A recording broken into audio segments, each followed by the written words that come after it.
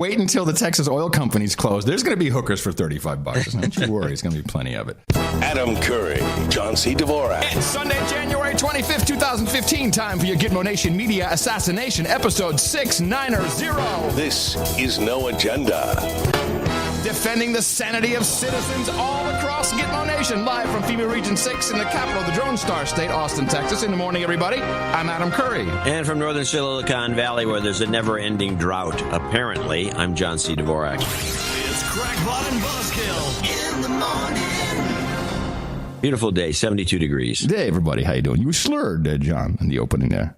I had a moment where I sounded like Tom Brokaw. Or drunk. I don't know. Drunk. No. Drunk would or be more fun. Drunk or not drunk is the question. Well, there you go. I always tell the kids, don't drink when you broadcast. Drink when you drive. And take your keys. So I'm still looking at this website. Oh, the iRiver. Just before we started, I was pontificating how much I still love my original iRiver. I'm going to say it's the i78 or something, or maybe it's a very old unit. Yeah, let me see. It's pre no, I think it's parallel to the iPod. That one. It was a little before, but it recorded and did all kinds of cool stuff. Yeah, it still does. Well, I'm trying to look at it here. The wire's a little short, but it takes one AA battery, and you can just jam your a wire into it. It has a line in. And just hit record. You put the lock on so you don't accidentally turn it off. It's the perfect backup. It can go for 15 hours. High quality, and I just let it sit there and record everything as a backup. So if power goes out, it won't fall apart. It's perfect. Yeah, no, they're very well made. Yeah, no, they are. Yeah, no. Yeah, no. I got a lot of email about the kissing stuff that you were so interested in. Oh, yeah, I got some. I got one. I mentioned this on one of my tweets. A guy from Brazil, I guess it was an email, said that in Brazil, they do 2 kisses in, I think it's 2 kisses in Rio, 3 kisses in Sao Paulo, or 2 kisses in Sao Paulo, 3 kisses in Rio. No, 1 kiss, 2 kisses, and then if you go south, it's 3. So it's all over the country, there's a variety. It's different everywhere, yes. Yeah, exactly. People are very interested in this for some reason. I think it was the most emailed topic. Like tipping. This and tipping. People always want to know, do I tip in Brazil? Well, I think that it seems like there's a direct correlation in the EU between tipping and kissing. No tipping, all kissing. Maybe we should just kiss our waiters. All kissing? Yeah, just kiss the waiters. Don't tip them. So if you have a 3 kiss, then definitely no tipping. No tip for you. Exactly. No tip for you. Yeah. Justin sent a question. Adam, I'm intrigued by the European notion of greeting other men with a kiss on each cheek, it is in the Netherlands for sure. Also in San Francisco. Yes, and in some parts of Austin. You being a taller gentleman, how do you approach a significantly shorter individual? I'm very small, petite male, 5'2". 5'2". Do you stoop down? Do you lift them up by the armpits? That's what you should do. Or offer up the nearest apple crate? Or do you politely peck them on the top of the head? Yeah, well. I thought about this for a moment, and I think that I stoop down. I'm a stooper. Well, besides that, what do you do? And then, you do 2 kisses, but then you also do, because someone's short and the embrace is going to be a little strange, it's not going to be a complete embrace because of the height difference, you just do a man pat on the back, hey, man, how you doing, bro? And then which is also one of those strange things. Why do men do that? Why do we pound each other on the back? Hug and pat? Yeah, it's not pat. It's like pounding. It's like boom, boom, boom. Yeah. Is it to compensate for the? That's all new, by the way. Really? When I was a kid, nobody did that. No one did the back pounding. No, there wasn't anything close to any of this. In fact, the hugging is pretty recent too. This all began. I haven't yet put my finger on the date of the pounding or the hugging. In the 90s, I think most of this stuff really started taking off. Interesting.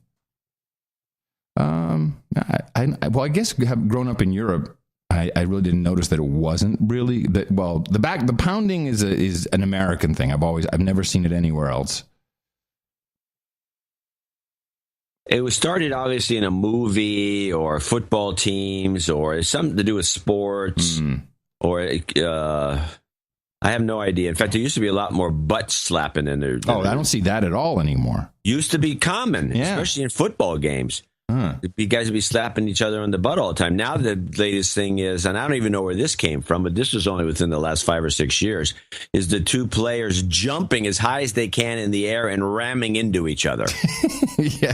That's a very recent phenomenon. It used to be high fives, and there was low fives, and then there was fives behind the back. And there's also 4 or 5 different people who claim to have invented the high five. Yeah, well, that's never going to be discovered who it actually was. But this jumping into the air and then slamming into each other. Yeah. It's interesting. It's probably related to military industrial complex and hyping people up for war. And I do recall, though, when I was a kid in Holland, I moved there when I was 7. I remember the neighbor kids, and I was still in the international school for about 3 years, but I did have, like the neighbors, we'd hang out a little bit. And when they left their house, they would kiss their mom goodbye and they would kiss their dad goodbye on the lips. And I remember as an American going, what? And that was the most normal thing. I don't know if that still takes place. But everything's different. It takes place in Saudi Arabia. Yeah. I mean, there's lots of pictures of the various kings kissing George Bush on the lips, for example. Right. But things change. I mean, Europe used to be completely liberal, and your breasts, a man's breasts, were no different from a woman's breast, and no one cared. And it wasn't seen as like we're topless on the beach. No one cared. But throughout the past 50 years I've been alive, it's changed dramatically. Now you have to be over there. You must not. It can be frowned upon. It's Yeah, I know in the 70s it was very common to topless all the beaches were topless in France. Yeah. It wasn't like there was an area. But it wasn't marked as topless, it was beach. No, it was a beach. Yeah. So that's what they were toplessness was allowed in all the beaches. It wasn't even allowed. There was no law. It was allowed. Tell me it wasn't allowed. That doesn't make any sense. It was not disallowed. It was not presented as being allowed. It was just fine. Normal. Yeah, that's a difference. The case, it was normal to be wandering around. Yeah, because you don't want lines all over you. What kind of a tan is that? That Speedo looks so crappy, doesn't it, John? Yeah, it does. Right, indeed. All right, well, now that that's out of the way. Well, it's not out of the way. Okay. We still don't know anything. We have not learned a single thing. I found it. Today's the big day, Yes, Greece, big election. The whole world goes to hell in a handbasket on Monday when the market's open, or it doesn't. And the curious thing is, you don't know in advance, no matter which way the election goes, which I believe it will go toward the Syriza. Those guys. Yeah, the communists, which. I get the biggest kick out of it. I got some clips of this group. And I will say that a lot of people have also attempted to correct us by saying this probably doesn't mean an exit from the euro. The Syriza party, really, their platform is to stop the austerity measures. They want, should be forgiven, whatever ideas they have. But they are not necessarily about leaving the euro, which, I also don't see that as a very good idea at this point in time. Well, you can control your economy a little better if you have some control over the money that's in the economy. But you still have to, you've got to put that in place. You got to get the money back in, everything has to, that's not going to happen overnight, John. I don't think that's a flip the switch thing. It was a bad idea to begin with. I think the British and the Swedish and these other guys that stayed out of the Eurozone, I think made a wiser decision. But play this, I got some clips. Let's start with Greece votes today. Okey-doke. Despite years of deep budget cuts linked to its bailout, the country's economy has yet to rebound. Unemployment continues to remain stubbornly high at 25%, making the message of the anti-austerity Syriza party resonate. I hope Syriza wins. There is no other alternative for us. In recent weeks, Syriza's leader, Alexis Tsipras, has reached out to international investors and toned down his anti-capitalist rhetoric. However, he remains committed to renegotiating Greek debt while putting an end to wage cuts and public spending reductions. He's confident Sunday's election will etch a new chapter for Greece. I think that tomorrow is a very important day, not only for Greek people, but for European people. And I'm very optimistic for a new beginning for Europe. But while Syriza maintains its lead in the polls, a significant number of voters remain undecided. Current Prime Minister Antonis Samaras says those votes are his. There are more than 14% undecided one day before the elections. And I believe that these people will decide for Europe, will decide for Greece, will decide for growth, will decide for stability. And this is why we're very hopeful. Polls are set to open in the early hours of Sunday morning. Which way Greece decides to vote will undoubtedly keep the rest of the continent on edge. On edge. On edge. Now, this guy, this joker that's running against the Syriza character, says, oh, there's 14 undecided. We're going to get them all. That means they're hoping for corruption in the election. That's well, can you imagine if Syriza doesn't win? Oh, man. You don't get all of the undecided votes, no matter who you are. No. Yeah, now, so we had an analysis. We brought in an ex-Greek ambassador onto the PBS NewsHour, and I have two short clips from him. One is the Greek election U.S. analysis, and then number two. But the one thing that's interesting is that the Syriza guy is a communist. Right. This is, for all practical purposes, a communist party. Mm-hmm. And it's so funny to listen. I think that we kind of want this guy to win. I don't know why. Except well, you mean you and I or America? No, the Americans. Because I want him to win just to see what happens. I mean, it's just for the show. Yeah. This got to be great entertainment at the end of the day. It probably should help our show. Whatever the case. Exactly. Which is all that counts. Whatever the case is, it's so funny to listen to this ex-ambassador skirt the communist issue. And he never uses the word. In fact, the word communist in the true sense, and there are tons of communists in Europe. I mean, they form parties and they're part of coalitions and they're all over the place. Americans don't want to use the word at all because it just screws up the right wingers. I'm not sure why, but listen to this. You'll hear his. Even though Barroso, who has been at the top of the EU for many years, he was a member of the Communist Party. Yeah, there you go. Yeah, I mean, it's very European. It's kind of the European thing. It makes total sense. But yeah, we don't want to discuss that too much. Don't say anything. Ixnay on the Communist K. For more on the Greek elections, I'm joined by veteran diplomat and former U.S. ambassador to Greece, Nicholas Burns. So tell me, why is this election so significant? It's a momentous election, I think, very significant, Hari, for the future of Greece, but also perhaps for the future of the European Union. The Greeks themselves, some of the commentators are saying this may be as important as two other big events in modern Greece history, the Civil War in the 1940s, the military dictatorship and return to democracy in the 1970s, because it may be a big point of departure. If Syriza, the left-wing party, wins this election, if it governs alone or governs in a coalition, it is very likely going to challenge the compact between... What's with the music? John?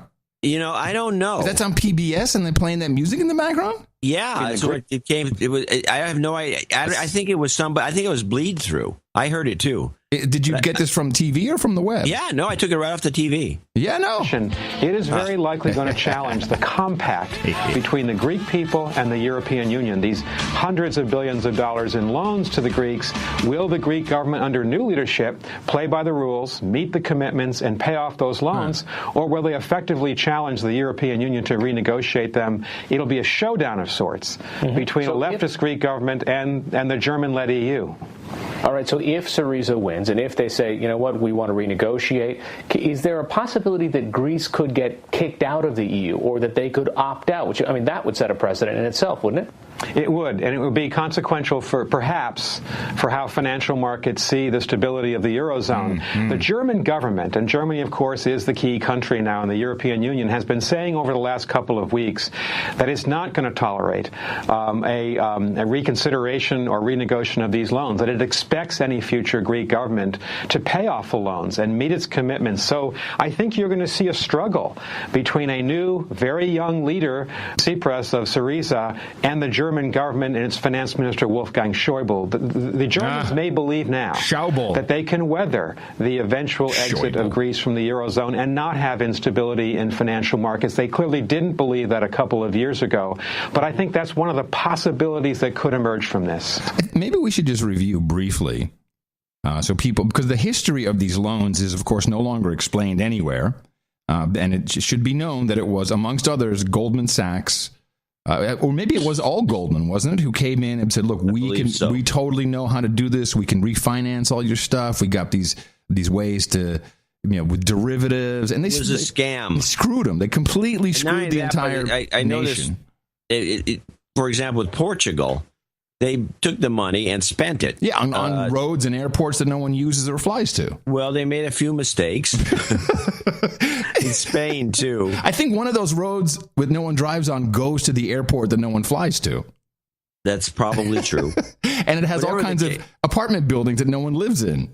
Well, they got carried away. Yeah, but they saw it as free money. Yeah. And they just made the assumption that they really wouldn't have to ever pay it back. It was like, something to keep us afloat. The people that took the money and gave it to their friends or their associates to build all these things, I'm pretty sure they knew they would never have to pay it back. It's the people who didn't realize what was going on. That could be. Whatever the case is a mess. And the Germans are adamant. They're not going to. No, we're not changing. In all circumstance of massive loans like this around the world, they are renegotiated constantly. It's not a situation where no one's ever done this before. No, of course not. We've seen it. You change the terms. Yeah, South America happens all the time. Look at the Silicon Valley people. Look, here's the deal. We're going to be broke. If you don't give us, here, I'll tell you what, we'll give you 25 cents on the dollar and we'll be back in business. And that deal is taken. And I got to tell you, I've seen the first time I saw this in business, but I've actually witnessed it personally. One of the companies that I had in Holland, we actually had to make it go bankrupt. But people were going to get screwed, like the landlord for the rent. And I was amazed. The guy who was running the company went to the landlord and said, okay, look, we just can't pay you anything for the next 6 months. Would you like us to then start paying you half after 6 months, or would you like us to just leave? And the landlord said, yeah, I'll take whatever you can give me. It's not always as cut and dry as people think. The German a-holes who are going to be the fall of the EU claim that they're not going to do it. Yeah, that guy. They claim they're not going to do any of these deals. Now, Schäuble is interesting. They feel that the Germans cannot ever feel that somebody's taken them. It's like, oh, they ripped me off. These people. They're proud. They're not a really good group to be running the finances. Let's go. Let's listen to the end of this guy. This. Analyst. Ambassador. So if the Greek... Oh, I thought it was an analyst. No, he's the ex-ambassador to Greece. Gotcha. But he's he's a foreign service guy. He's not a stooge, if you know what I mean. The economy is... Whatever happened, by the way, to that of the American guy who was running Greece with a Greek name, who got out before all this crap happened? You remember that? What was his name? Yeah, again? I do remember that. The guy's from Minnesota. Yeah. And I think he brought Goldman in and got everything all set up. Now you never hear from him again ever. Oh, that's a good point. We should look up where this guy is. By the way, I'm looking at the Guardian live updates, and it looks like their headline is Greek election exit poll suggests Syriza majority. Yeah. Let's look up that guy while we're listening to the clip. So if the Greek economy is better off now than it was 3 years ago, or at least the financial system in Europe is better off and more able to withstand this, how bad is the Greek economy? I mean, when we talk about youth unemployment at 50%, I mean, that's not things that the America is unfamiliar with that since the Great Depression. That's exactly right. Greece has gone through a depression since 2008, 2009. 50% youth unemployment, 25% overall unemployment, massive contraction of the economy until just the last year. They're running a very, very slight surplus now, but the economy is not in good shape. They're not getting the investment either from their own industrialists or from outside because... Well, this is ridiculous. Of course no one's going to invest in it. You can take a quarter of the money and buy the whole thing that they want you to invest in, and then just do it yourself. Makes no sense to invest. Papandreou. Yeah, Andreas Papandreou. Because people are so unsure of the direction of the country. And Harry, here's why it's important for Americans. Europe is still the largest trade partner of the United States and the largest investor into the United States, the European Union countries. It's the biggest economy in the world, the EU. And so if there is instability in the EU in future months because of these Greek elections, because of the new government, it's going to have some kind of impact on the United States as well. So we have a lot, in that sense, riding on this election. And so there's actually possible repercussions depending on the outcome of the elections on Sunday, what could happen in the financial markets here Monday and going forward as that new government executes their kind of vision. Well, I think everything will depend on what this new government says. It's very likely to win the elections. It's way ahead. It's far ahead in the polls over the center-right New Democracy Party. If they take a line of compromise and conciliation, and if they convey a sense of responsibility for the financial future of Greece, then I think the markets are going to be reassured. But if they throw down the gauntlet and effectively have a showdown with the European Union, especially with the German government, then I think you're going to see nervousness on both sides of the Atlantic. Allow me to slip one clip in. So, of course, the markets closed Friday with the euro at its lowest since introduction, I think. No. In 11 years, lowest in 11 years. And it's been as low as 80 cents. Okay. Then it's 11 years. I thought it was introduction, but 11 years.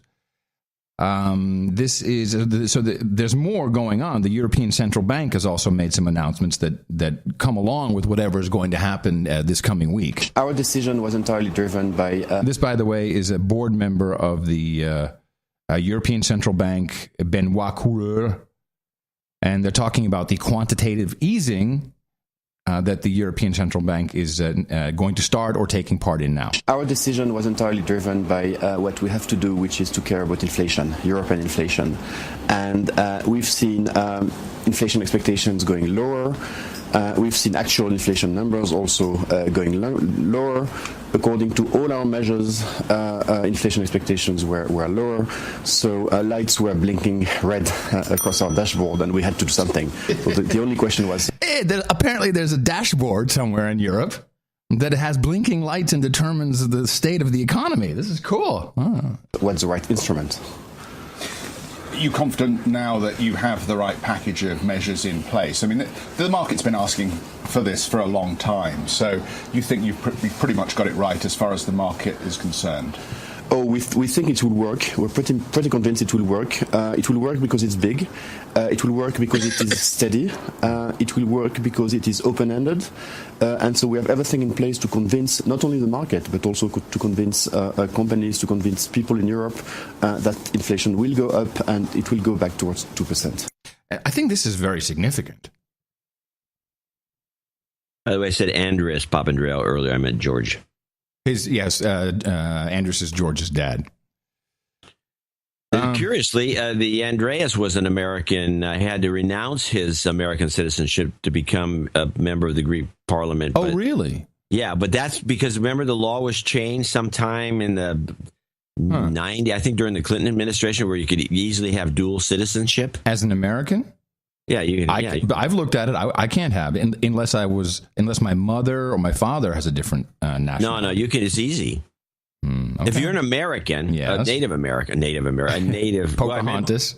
If you're not Pocahontas, if you're a native-born American, you can be a citizen of Ireland. You can be a citizen of a number of countries. There's a lot of dual citizens. We have dual citizens listening to our show that are one I know for a fact is American UK. Well, I looked into it. My daughter has dual citizenship. Her mom is Dutch, and that was not a problem. When I looked at it a long time ago and said, "Oh, Mr. Curry, if you want to have that," you looked at it before they changed the law. If you could get the Dutch to give you a citizenship, you'd be dual citizen. Why would they give me a citizenship? Because you're a famous Dutch guy. Yes, I'm like the who's that French guy that went to Russia? The actor. What's his name? The fat drunk. Oh, right, that guy. Well, he renounced his citizenship, I think. He did it for tax reasons. That's what they usually think you're going to do. When I said, hey, can I get a dual citizenship? Oh, you're probably only doing that for tax reasons. I can't even have a bank account in Europe anymore. They don't want me. Well, what was that guy's name? Gerard Depardieu. There you go. Yeah, that guy. Yeah, I am the Gerard Depardieu of Holland. Thank you, chat room. Yes, right? Thank you. Exactly. But this quantitative easing, which I think is, I don't know if they can do. I mean, I don't know if they can do this. Do they really have the clout to do something like we did in the U.S. or continue to do? The really? way it works in Europe, because if you're in the Eurozone, you don't have any control over your banking system. Well, they do have the banking union, so they do have some controls over it. That's the last thing they put into place. Where does the money go? What bond? Or I guess you can buy Greek bonds. Yeah, well, no. Yeah, well, no. Yeah, well, yeah, no. Well, Wow. Yeah, well, no. Sorry, that was you changed the whole model. Yeah, well, no. Yeah, well, no. That's a good one. Just trying to shake it up a bit. Yeah, well, no. I believe that each individual they will create bonds, but the bonds will be designated to individual countries. So you will have the individual countries already have bonds. Yes, but the new ones will be issued by the European Central Bank, but they will be tied to individual member states. We can't call them countries anymore. European Union member states. But as a member state, what does this bond do? At the end of the day, it makes the elites rich and the citizens poor. What else could it be? What can it be? We're looking at the Greek 10-year bond yield right now.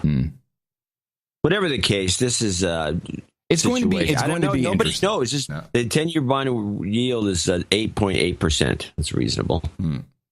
And I have to say, all of this happened after my ex New York banker buddy said, "Wow, all we need is to get that derivatives thing that bill passed, which passed, and the president signed into law." So all derivatives are backed in essence by the FDIC. So that if something went wrong with our derivative system worldwide, which is $300 trillion, then 313, then we'll give you a chit. Yeah, exactly. We'll give you a chit to bail yourself out.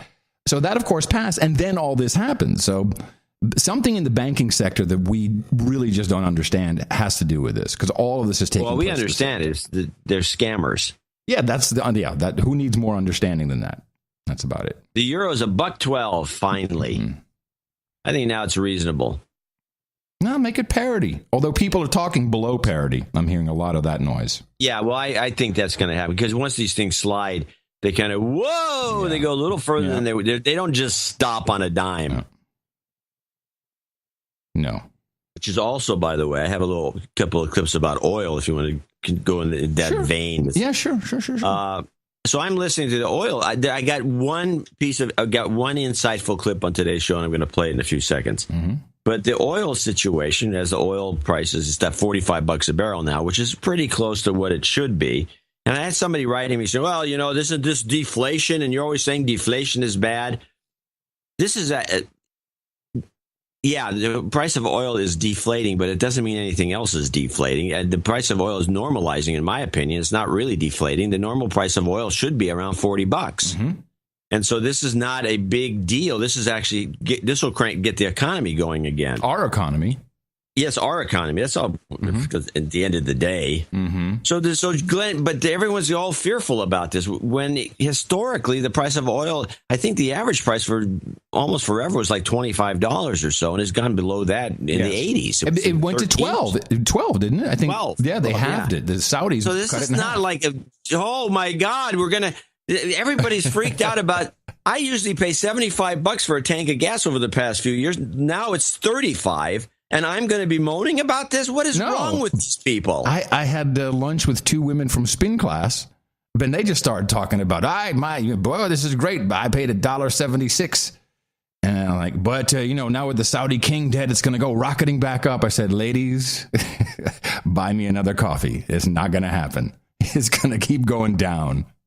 Well, I have a good reason why it's not going to go up. But let's play what the fearful. I mean, this is again. I caught this. You're going to scold me for this, but Rachel Maddow. Glenn Beck. No. Yeah, stop with the Glenn Beck, man. Well, Glenn Beck is the guy, one of the very important people that tries to scare the crap out of the public. How many public is watching? Evil. Do you think more people watch Glenn Beck than CNN? No, it's this radio show that's got the big numbers. You're right. So here, but this is, I don't know, this may or may not have been on the radio, but I don't think it was. Whatever the case is on his TV, it would have been anyway, because he repurposes a lot, like most of these guys. So here is Beck talking to some woman who is an actuarial insurance person who got somehow involved in a publication from some years back that folded, I think 5 years ago, although they still have their website, called The Oil Drum. And The Oil Drum is a kind of the last vestiges of the peak oil people. And she was one of the writers for that. Now she does her own blog that Beck apparently reads, and he brings this woman on. She's kind of a fogey, and she just starts to spew the weirdest stuff. Now let's play Beck and the Oil Lady 1, which is the longest clip. And so I want to give you the kind of scare the public policy of Beck and using this old lady as leverage. Before I wanted to, because I can see the chat room, and I just wanted to say something about this. Particularly in the United States, when it comes to radio, this, and you just reminded me, and that's why I'm like, I don't want to listen to stupid Beck guy, but you're right. There's a number of guys on the radio in the United States of Gitmo Nation who have influence. A lot of people listen to the TV stuff. Like I don't even know where to find it, but the radio stuff, yeah, I think you're right. A lot of people listen to this. A lot of people are enamored. Beck is a complete showboat, former top 40 DJ. I mean, whether he might as well be doing weather reports with Bubba the Love Sponge at the remote location, and he knows how to do it. It's just he's putting information to people's heads, which is confusing. So it's not. And by the way, the main players in this game are Beck, Hannity, and number one is Rush Limbaugh. And there's another one which I'll be talking about in a bit. And Michael Savage is another one, but he's kind of more of a eclectic style. But I was going through, I was on the Twitter, and I saw something, this is a very interesting retweet of someone, and it had a very interesting, I'm not going to go into what it was, but I thought it was an interesting comment that was worth checking out. And it was a woman, and I clicked on her to see if I should follow her, because she may have had a whole bunch of cool things to say that I could use. But right in her bio, it says, huge Sean Hannity fan. So that I blocked her. Right. Okay. Hey, SeanHannity.com still goes to NoAgendaShow.com. Just so you know. All right, let's go to Beck. I want to bring in Gail Tverberg. She is a fellow at the Casualty Actuary. Stop. I got to interrupt this a couple of. He's breathless. Oh my gosh, she's so amazing. Actuarial Society, author of the blog ourfiniteworld.com, and I read an article today or yesterday that she had written about oil and how much trouble we are in, and we should all be aware of it. Gail, welcome to the program. How are you? Oh, I'm just fine. Thank you. Good. So bring me up to speed and try to explain this in layman's terms because I know you have like 10 things that you say, this is why it's a problem. Give me the 3 or 4 biggest things that people really need to understand about what's happening with oil. Well, I think one of the big things you need to understand is that if oil prices are low, it's going to result in a drop in oil production. I think this is something that people don't really realize. They assume that peak oil or the downturn in oil production that may be permanent is going to come because oil prices are high. But it may very well come the opposite direction. If the prices are too low, they quit and go home. So she equates peak oil to just no more production. That's new. She said peak oil in there, but I don't think she meant to. It says to me that this is on her brain. Yeah. And so the point she made was that you're going to, because the prices are going down, they're going to cut production, they just go home and all the rest of it. Okay, let's keep that in mind as we move along here. Now part 2 and 3, which are shorter clips. There's a couple of things that are said in here that that, of course, Beck never questions anything when he has one of his guests on. But this just now turns into somewhat nonsense. But play two. I'm concerned that because this is kind of what Saudi Arabia did when we were going to make synth oil back in the 1980s, and they just collapsed the price of oil. And I think they got it down. What is synth oil? Is this something I didn't realize?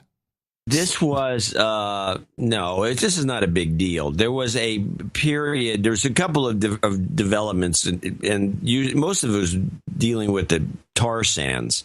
The idea was to, and there was a lot of research done. In fact, the leading researchers that I know of that are doing this kind of turning coal tar and other things into oil, and it's called synth oil because you're synthesizing it from another product, are the Chinese. Right. If you start looking into this, you'll find that the Chinese have been throwing money at this forever. But it was something under the Reagan, I think during the Reagan years that we were doing. Went nowhere. Because things were so, again, it jacked way up in price and you could afford to do these things. And then it went down to, like you said, this is the period it went down to 12. Like $14 a barrel or something like that. And Reagan just closed down the synth oil industry and said it's just too expensive to do it. And it was too expensive. Well, that didn't make the oil problem go away. They just gutted our system. So I'm really concerned that this will gut us. Companies will collapse. You don't just turn it on and off, and when the price goes back on, are we going to be able to get back to this oil and be able to? Can you pick up where you left off? No, I don't think you can pick up where you left off. These oil companies in North Dakota and in Texas are going to default on their loans. And when this happens, their interest rates they're going to have to pay next time are going to be higher. Mm-hmm. And real estate in Austin is going to be great in a year or two. Overinflated bullcrap. Yeah, there you go. Again, I'm seeing this as normalizing things. Yeah. But now here's another. The interesting point made in that particular clip was Beck saying that Reagan saw the situation with the price versus synth oil, and he shut it down. He's the genius. Well, now that's there's not true, something amongst the right wingers, and it's like the motorcycle thing where if you look at the rock that you're going to hit as you're driving down the dirt road, you're going to hit it because that's what you're looking at. I didn't notice this before, but I'm starting to notice it more, that the right wingers in this country, the conservatives, supposed conservatives, many reactionaries actually, the supposed conservatives do actually see government as like ruled by a monarch. Reagan's not the guy who shut it down. Yeah, exactly. Now, the next clip, we'll hear another example of this, and it's a yearning towards leadership for these people. That's what it is. Oh, Reagan, it's not just leadership. It's not leadership in a democratic system. I understand. Or a republic like this. It's a king. But they glorify it. Yeah, they glorify him. Yes. Yeah, it's kind of creepy. Yeah, it's kind of creepy. I think as we go into next year, we're going to start seeing this not being a good thing, especially if the interest rates are raised starting next year. If President Obama goes ahead and they start raising the short-term interest rates, I think that's going to be a problem too. But it's going to be a few months into next year, regardless of what the oil price is. You're talking 2015 is next year now. And this is what my banker friend, former New York banker, says is not going to happen. No, and I agree with him. It's not going to happen. And here's another example. She says if Obama raises the interest rates. Yeah, that's not exactly how it works. Obama can't raise the interest rates. He could tell them, hey, you guys, I wish you'd raise the interest rates. I got an idea. He cannot raise it. But again, he has to call into the same conservatives actually see Obama as some sort of a king, and when if you think about the way they bitch and moan about Obama, they're always bitching and moaning about he's a dictator. Yeah, So your point, I like it. Right wing, no matter what, always sees the president as a king and a dictator. Yeah, whether it's their guy or not. That's funny. That is funny. I like that. So I'm thinking about this and the price of going up and down. And Horowitz and I are discussing it. We'll discuss it again on Tuesday. We didn't do a show this last week about, are they going to go up or are they going to go down? I believe now, after hearing the next clip I'm going to play, that they're going to go down and they're going to drop to maybe probably below 30. Easy. Mm-hmm. because there's one, and the woman that apparently didn't realize this, Beck doesn't know anything, is that there was an element of this. This is very similar to what happened in the 70s and then in the 80s where the prices, in the 70s, there was the OPEC thing where everyone had to wait for their gas. You could only drive on every other day of the week, depending on your license. There's all these crazy things going on. And then when Reagan came along, he wanted to sink the Russian economy. So he I don't know how they managed to push the price of oil down, but no one was discouraging it. Let's put it that way. This is the interesting clip because this I didn't realize. And what you're going to hear next, and this clip's name is the key clip on the low price and the Saudis. This is a reflection on what happened in the 70s. These Arabs never forget. What you're going to hear next is why the price of oil is going to continue to drop. I'll give you a little accent for the clip that is coming.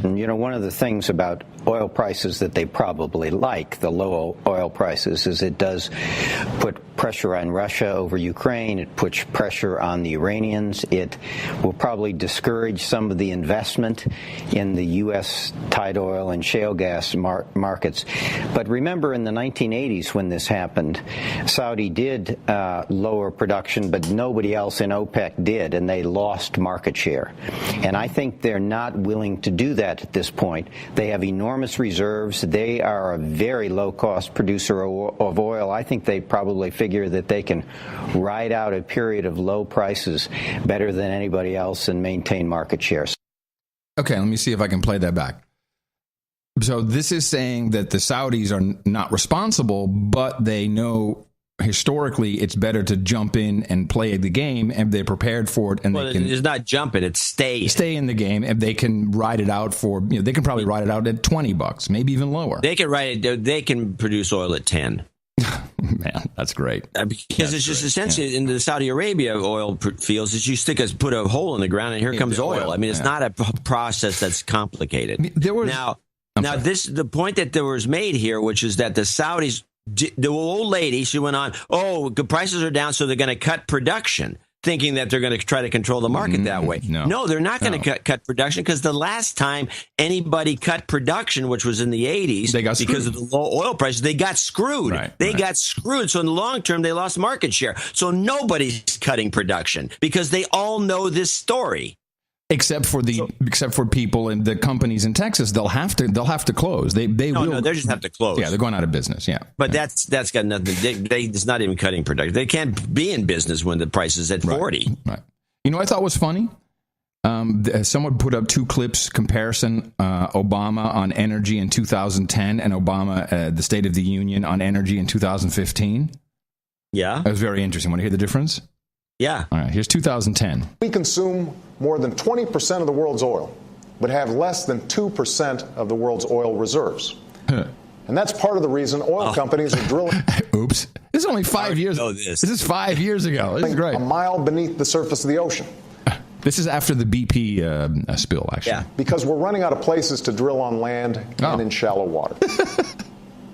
For decades, we have known the days of cheap and easily accessible oil were numbered.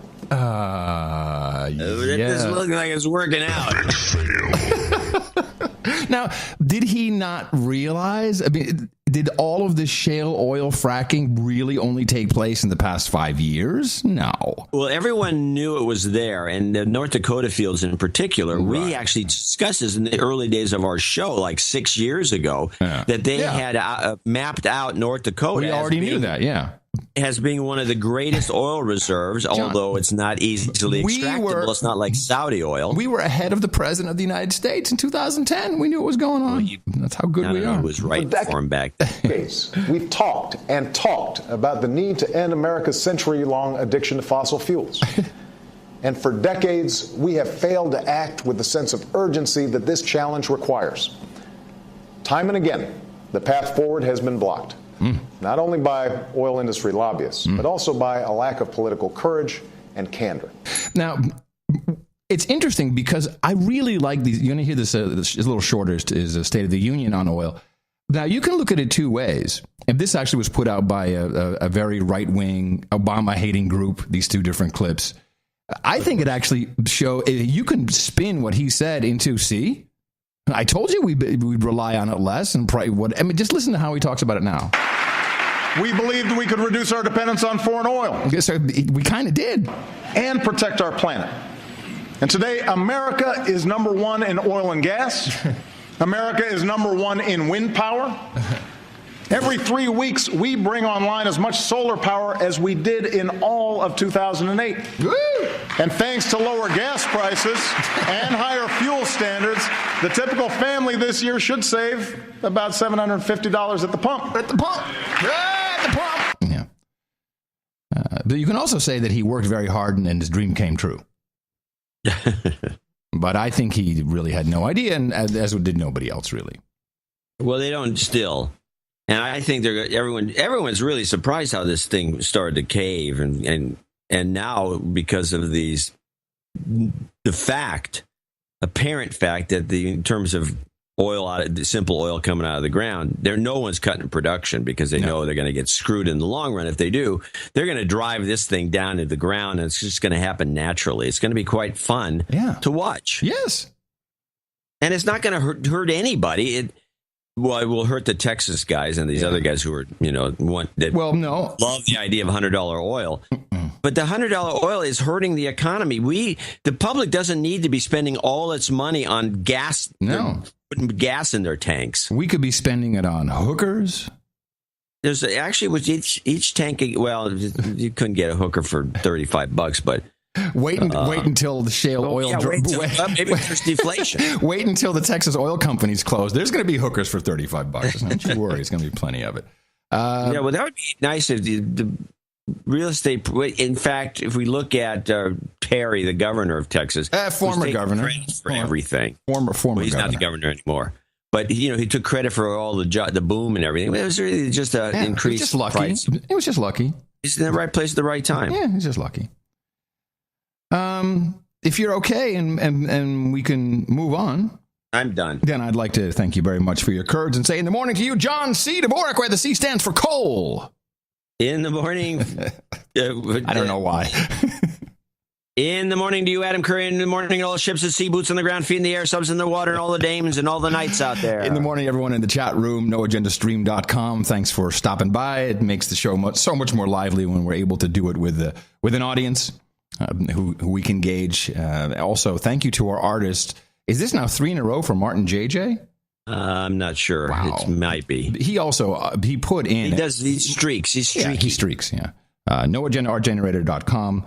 And you actually used a number of pieces of art. I think some from the generator in the newsletter. You had a whole crapload of pictures. Yeah, a lot of pictures. Which, of course, triggered all kinds of spam filters. No one saw the newsletter. Well, I had to go check today's numbers, but it resulted in not a lot of donations, but we did get some. Although I did like to do that newsletter because I was just digging through my documents folder and I said, look at that. I was going to use. I never saw that. And so I said, I'm just going to put them all in the newsletter. And I actually have. That's about a third or a quarter of the collection that I want to put in the newsletter. So every Saturday now, I'm going to have goofball pictures. Nice. Oh, by the way, so I didn't get these in the newsletter. Mm-hmm. I was going to put a picture of Harry Reid beaten up. So I said, "Where's that picture of Harry Reid beaten up?" So I go look for the picture of Harry Reid beaten up, and there's a picture of Harry Reid with his left eye black and blue, like somebody punched him right in the face. Sure. And I said, what is this picture? It's his right eye that was all beat up. They must have reversed the image of him. No, this was a picture of him having been beaten up in 2011. Oh. Yeah. Huh. Harry Reid has been beaten up 3 times. Wow. He got beaten up in 2011 again by accidentally falling in on some ice or something. Mm-hmm. And wasn't that a hockey game? No, it was someone else. That was somebody else. Yeah. Whatever the case was, somehow he did a face plant without breaking his nose and has a big black eye. No, I know what this is. So that was I know what this is. Biker gangs and sex swings. It's obvious. That's what Harry Reid is into. And so then apparently something else happened to him, but it didn't result in any visible damage around like a year or two later. And then the most recent one where he took a huge beating, claiming it was an exercise machine that went that snapped, and it's just busted everything. What it was, the only thing that would snap would be one of those. They have some of these with these rubber bands that you use as kind of like even that I've never seen one. Have snap. you ever broken one of the any of those things? No. If you ever broken that kind of rubber band, they don't snap. No. It's a strange phenomenon. They also there's a bunch of this kind of a plastic rubber that it doesn't snap. It's not like a rubber band. It doesn't snap. It actually gently releases itself. That's the same stuff they make the fleshlights out of. Yeah, you would know. I'm trying to move you forward. Okay. They asked me to read this. Let's start with a few people. They asked me to read it. Kraut of the Kraut Brothers. Yeah, they asked me to read your donation. Oh, did they? Well, it's $400.90. Yeah. Why did they say they want you to read it? Could you please read the note? John sometimes has a problem with my rhythm, and you're a pro. It says here. So what? I'm just saying this is what was asked. All right, pro, go. This is from the fabulous Kraut brothers, Paul and Howie. Job and life changes abound, but Adam's secretly coded call to arms on episode 688 can simply not be ignored. The Kraut brothers would like to make this donation in honor of all the magical shape-shifting Jews, which Marie Harf can neither confirm or deny. According to our accounting, this donation will enable us the right to Baron. We wish to be called the Baron of Babylon 5, a science fiction show with terrible effects but a great story. And as always, we only ask for the trademark shout-out to Eleanor. And that would be Eleanor Clift. And the shout-out is, but he's a constitutional lawyer.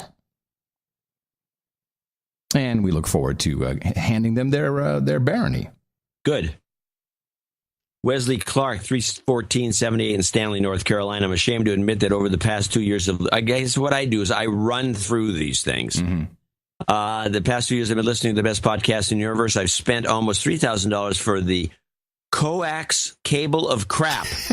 Good one. You know what? Yeah, 2 years, $3,000. It's true. That's what you're spending. $3,000 for 2 years of the coax cable of crap. The problem that I have with these cables of crap is that you can't watch everything at the same time. You're subscribing to everything, but you could go months and months and months without watching an HBO. I am paying for ESPN whether I want it or not. Right, that's another thing. And that's $6. $6 per month goes to ESPN. $72 a year, paying $144. Whether I want it or every not. 2 years. Just throwing away $144. Yeah. He says the coax cable crack to spew distractions and lies into our home. Well, only a fraction of what went into the content I truly appreciate and care about. The content you provided in the No Agenda show. It's the only thing he cares about. Yeah. This imbalance of resource distribution must be corrected by myself and others like me that have come to rely on your spectacular analysis and infotainment. I'm eliminating all but the internet portion of my cable subscription and contributing to the difference each month to the show. I encourage other listeners to examine what content they care about and act accordingly. According to Eric DeShiel, my donation today of $314.78 should place me within the realm of the No Agenda knighthood if deemed appropriate and untaken by another. I would like to henceforth be known as Sir Clark of Carolina. Seems like that's not a problem. I'm pretty sure that's not taken. Yeah, we're good to go. I will leave the choice of what part of any of my note you wish to read on the air. Well, too late for that. I guess we'll read it But all. I do request a karma for my family, MILF, and 1-year-old daughter, as well as for the No Agenda show in 2015. Fantastic. Thank you very much. MILF, that's one mother I'd like to. There we go. You've got karma. Thank you very much, Wesley. To Associate Executive Producer James Lavin or Sir Otaku in Louisville, Texas, 21433. ITM, John and Adam, like to send a Valentine shout out to my favorite planet, the moon. Oh. I had to pull off the road during that segment. I was laughing so hard. Oh, the QVC clip of the year. Clip of the year. Yeah. The moon. The moon. Yeah. It's the planet, dear. It's a star. It's a star. Do me a favor. Back on show 688, I asked that you give my daughter a damehood, but drunk donating bit me in the arse, and I got the same I got the name wrong. I was supposed to be Dame Rococo of Portlandia, not Dame Rocco. Oh, he wants me to change something on the credits, I guess. Yeah, can you correct? I can do that. So I get back my daughter's good grade. Back in my daughter's. So good grades. let me get this straight. He was drunk and he donated and he messed up his daughter's name. Oh, I messed up Fabulous. the moniker. Uh-huh. Also, remember next weekend will be the first No Agenda QSO party. Oh, crap, I'll that's be hanging around on 20 meters and on the D-Star and Reflector 33C. Yep. Hope to make contact with both of you. I'd like Adam to play his favorite Reverend Manning clip along with LGY. Thanks, Sir Otaku. KF5SVR. P.S. John, all your newsletters get sent to my junk mail due to the fact that whatever mail service you're using keeps sending each newsletter with a different from address. No. Which seems to send my Exchange server into thinking they are spam. Maybe you need to see if you can send them from a single address instead of random emails. They're all coming from the same place. I don't know. You have to send me some details of what you're claiming here so I can send it on to MailChimp, a professional service that's supposed to be known as such. Okay? Yes. I'm looking for... this is very strange. You lost your Manning folder. Well, I have the Manning, but I don't know where the Yay went. Where's the little girl? The little girl Yay. Look up LG. Yeah, thanks. Gee, I hadn't considered that, John. Yeah, try that. Yay, is it here? No, this is no. You were in a drunken stupor and erased it. I hate that little girl. Anything's possible. Well, wow. I don't know, but I'll play my Manning, do the karma, and I'll keep looking. Get out there, whooping the Constitution. You've got karma. This is very, very strange. It is strange. You'll find it. Yay! Thank goodness. Yeah, you found it. Allie Jade, 214 from Lexington, North Carolina. Another Valentine's Day double producer's credit. Smart money. Hi, guys. Not sure if this has been done. I want to be the NA tranny. Yes, some find the word offensive, but people that do trans porn use it all the time. It's more of a work word, as no one has ever used it in the real world or ever uses it as an insult. Except for John, who apparently is in the tranny work world. Apparently. Isn't you used where's the money? Yeah. I run a site called AllieJ.xxx. Of course, it's trans material. I'm going to have a subscription level marked up for No Agenda. They'll give 10% discount to all you guys. Cool. No jingles. I've been listening for 4 years, never donated, do not deserve any yet. I do not really going to say I'm a boner, as that's silly to me. That love your show since the second episode. Since the second episode I listened to and never miss it. Wow. With the second episode she listened to, that means it could be show 150. All right, I'm sorry. Because I can't imagine anyone, getting onto the show from show X episode 2. So hold on, what is she saying? She wants to be our official No Agenda tranny? Yeah, we can't give away. That's like the No Agenda official. No, but I mean, we have Brian if she the was Great a baron, I can, or a baroness. No, we that's not just no. Okay. I already told her no, and she said, "Oh." Tranny hunters. Let me see. No also, jingle.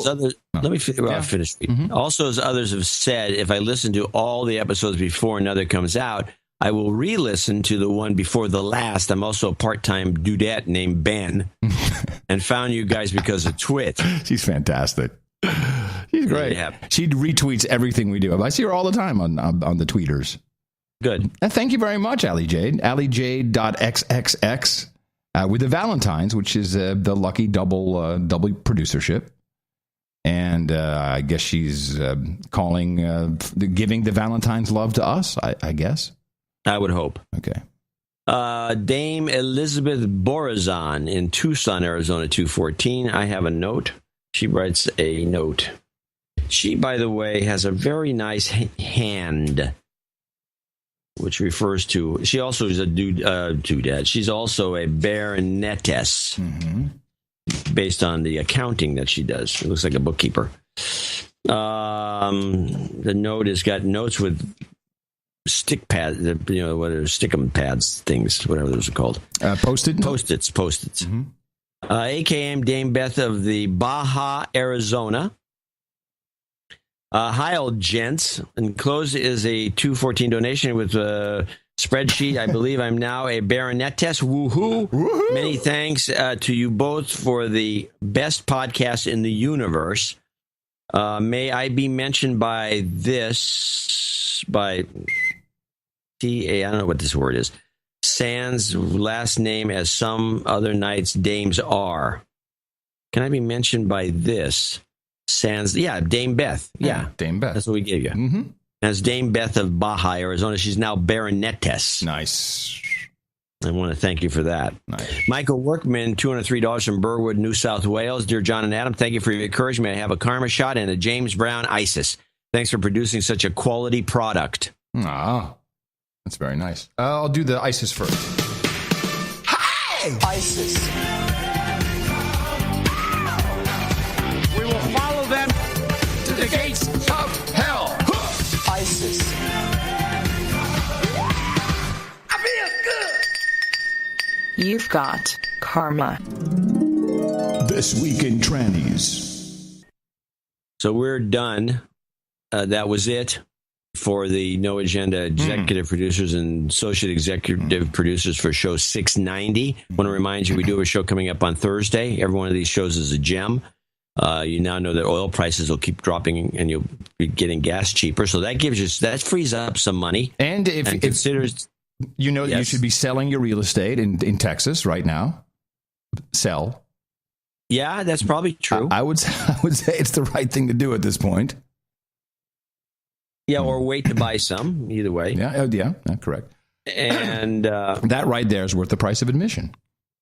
And yes, Dvorak.org/NA is where you go to figure out what you want to do. And someone asked us if we really do vouch for the executive producer and associate executive producer credits. Yes, we do. Absolutely.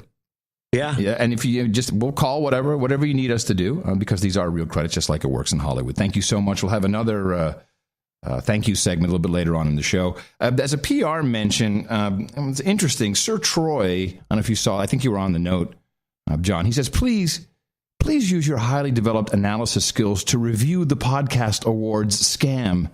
Every podcast I listen to is mentioning it as asking their listeners to visit their site to vote. Come on. Yeah. It's a traffic scam paramount to audio clickbait. Do yourselves and your audience a favor. Stop doing native advertising for these guys. No, and I said, Troy. Well, here's the problem I have. I mean, I think he's probably right. Of course. I personally don't think that the guys putting on these awards had that in mind. No, they're not. No, of course not. And if they did, they would have the page filled with all kinds of revenue generating things. There's nothing on there. Right. But I mean, what's the point? Why would Well, the point is maybe to promote the awards so they become a standard. Yeah. And, somebody's got to do that. Yeah. We need a standard award from someone. But we are under no illusion or delusion that we have a chance of winning anything. Not unless some of our dudes named Ben get to work. You know what I mean? Yeah, I don't want to say too much, everybody, but you should consider it. Dvorak.org/NA. All right. We also always need everybody out there continuing to propagate our formula. Our formula is this. We go out, we hit people in the mouth.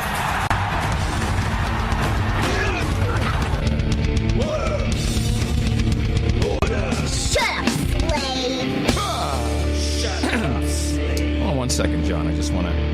You hear, whenever I'm hitting a jingle, I hear it's like cutting out. Let me see if I can fix that. Hold on. It's one of those strange things in the setup. It's cutting out where? Who? Me? Well, no. When I start a jingle that's coming from the soundboard, you got there's a little hiccup. Yeah, a little flub. Let me see. Glitch. Yeah, it's a glitch. Yes. A glitz. It's a glitz. It's a glitz. All right. Okay, we're good now. Okay. Oh, but I wanted to remind you. March 14th, John, is a very special day in Nerdland. It'll be Super Pi Day. Because we're going to do about the 314. 314.15, yeah. Yeah, $314.15 will be the Pi donation. Pi donation. And that'll be for the Sunday after the Pi Day, after the Super Pi Day. Should be good. Yeah. Very good. Yeah, Pi Day. So we were talking earlier about guys on the radio. And this kind of flows into a two-parter because Mike Rogers, who was the chairman of the Senate Intelligence Committee? No. House, yeah. Einstein. Right. And he resigned. He's finished his term. Yeah, because he wants to be a disc jockey. He wants to be a radio star. Yeah, let's see. I'm going to be the head of the Senate Intelligence or the House Intelligence Committee. Yeah. Or the Committee on Intelligence, whatever you call it. Yeah. And I've got all my. I retire when I finally quit this job with full salary and all the rest. But no, I don't want that. No, I want to be a DJ. Yeah, he doesn't want to. And he doesn't want to. Be on. He actually thinks he's not an idiot. Here is so now I've figured it out. And I will go into actually listening to Mike Rogers because he's also a correspondent for Brolf over there at the CNN. And what it hit me when I saw Huckabee, who was governor of, what was he governor of? Arkansas. And Huckabee, of course, he ran. When did he run? When did he run? 8 years ago? No, for president. For president, yeah. 8 years ago. And 6 years ago, technically. Right, and he was on with maybe it was Brolf as well. I don't know, or Pooper, I don't know. And he said something. I was like, oh, yes, of course. This is why guys like Mike Rogers think they need to become disc jockeys. What do you make of the fact that this is possibly your future, incoming like this? One of the things that's different, nobody knew who I was in 2008. People would often get an opinion formed about me because my opponents were framing me in the light they wanted to. What's different is that I've been on television now for 6.5 years. I've been on 600 radio stations 3 times a day for 6.5 years. And as a result, what I find is that people feel like, I know Mike Huckabee. And I don't think that's true. And I believe this, that if I run this time, I'll have a lot more resources and I won't have to just stand there in the corner taking punches to the face. I'll be able to defend and correct the record, which is something that I just didn't have the resources to do when Romney and McCain had $1 to every dime I had. And I think that is what Mike Rogers looked at and went, if I can just, be on the radio so people get to know me.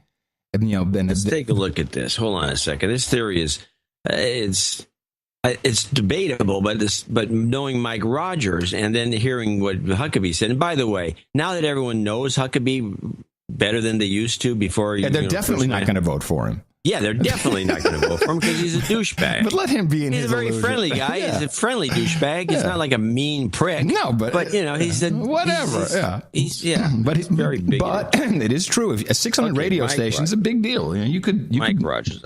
Do you remember Mike Rogers is what? He's Michigan. I have no idea. I got to find out where he's from. Mike Rogers. But he'll have to sit it out. He's a young guy. He'll have to sit it out. Mike Rogers, the way here's what my thesis is based on what you just said. I don't want this Mike Rogers. Mike Rogers. Now this other Mike Rogers came into play, and now he's blocking my ability to find the other Mike Rogers. All right. Where's he from? That's what I want to get to. Because what I'm guessing is, I think he's from Michigan, but I could be wrong. Okay. Mike Rogers, the normal process is you be a House guy. The House guys never run for president. You can't get the job. He's from Michigan. You're right. Okay, so he'd have to run against the Michigan senators or move one of them out. He has to run against M&M. And it's not going to happen because the Michiganians are not going to vote for a Republican for their senator or their governor. Although they may have one. Who knows?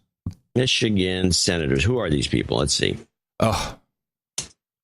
But John, I don't think it really matters. Stab it now. He will have to do this for at least 2 voting cycles before he's. Won't be on the air. They'll take him off the air. He's got no personality. Has he come? Has he come on to the? Well, let's listen to him then. Ziania, have you listened to a show? No, of course not. That's your job. That's your job. I can't listen to that.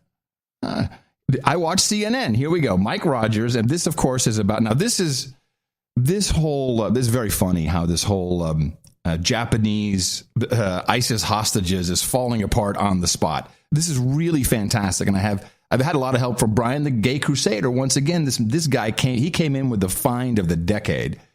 But I want to first play this little round table. Brolf Witzer had a number of people on his panel to discuss what's going on, and it was astounding to me. But here's Mike Rogers, very cavalier, and there was some comparisons to what is going on. Yeah, what's concerning is they're not hearing anything. So that doesn't portend well for them. I believed early on that this was more of a messaging deal than it was a financial deal with them.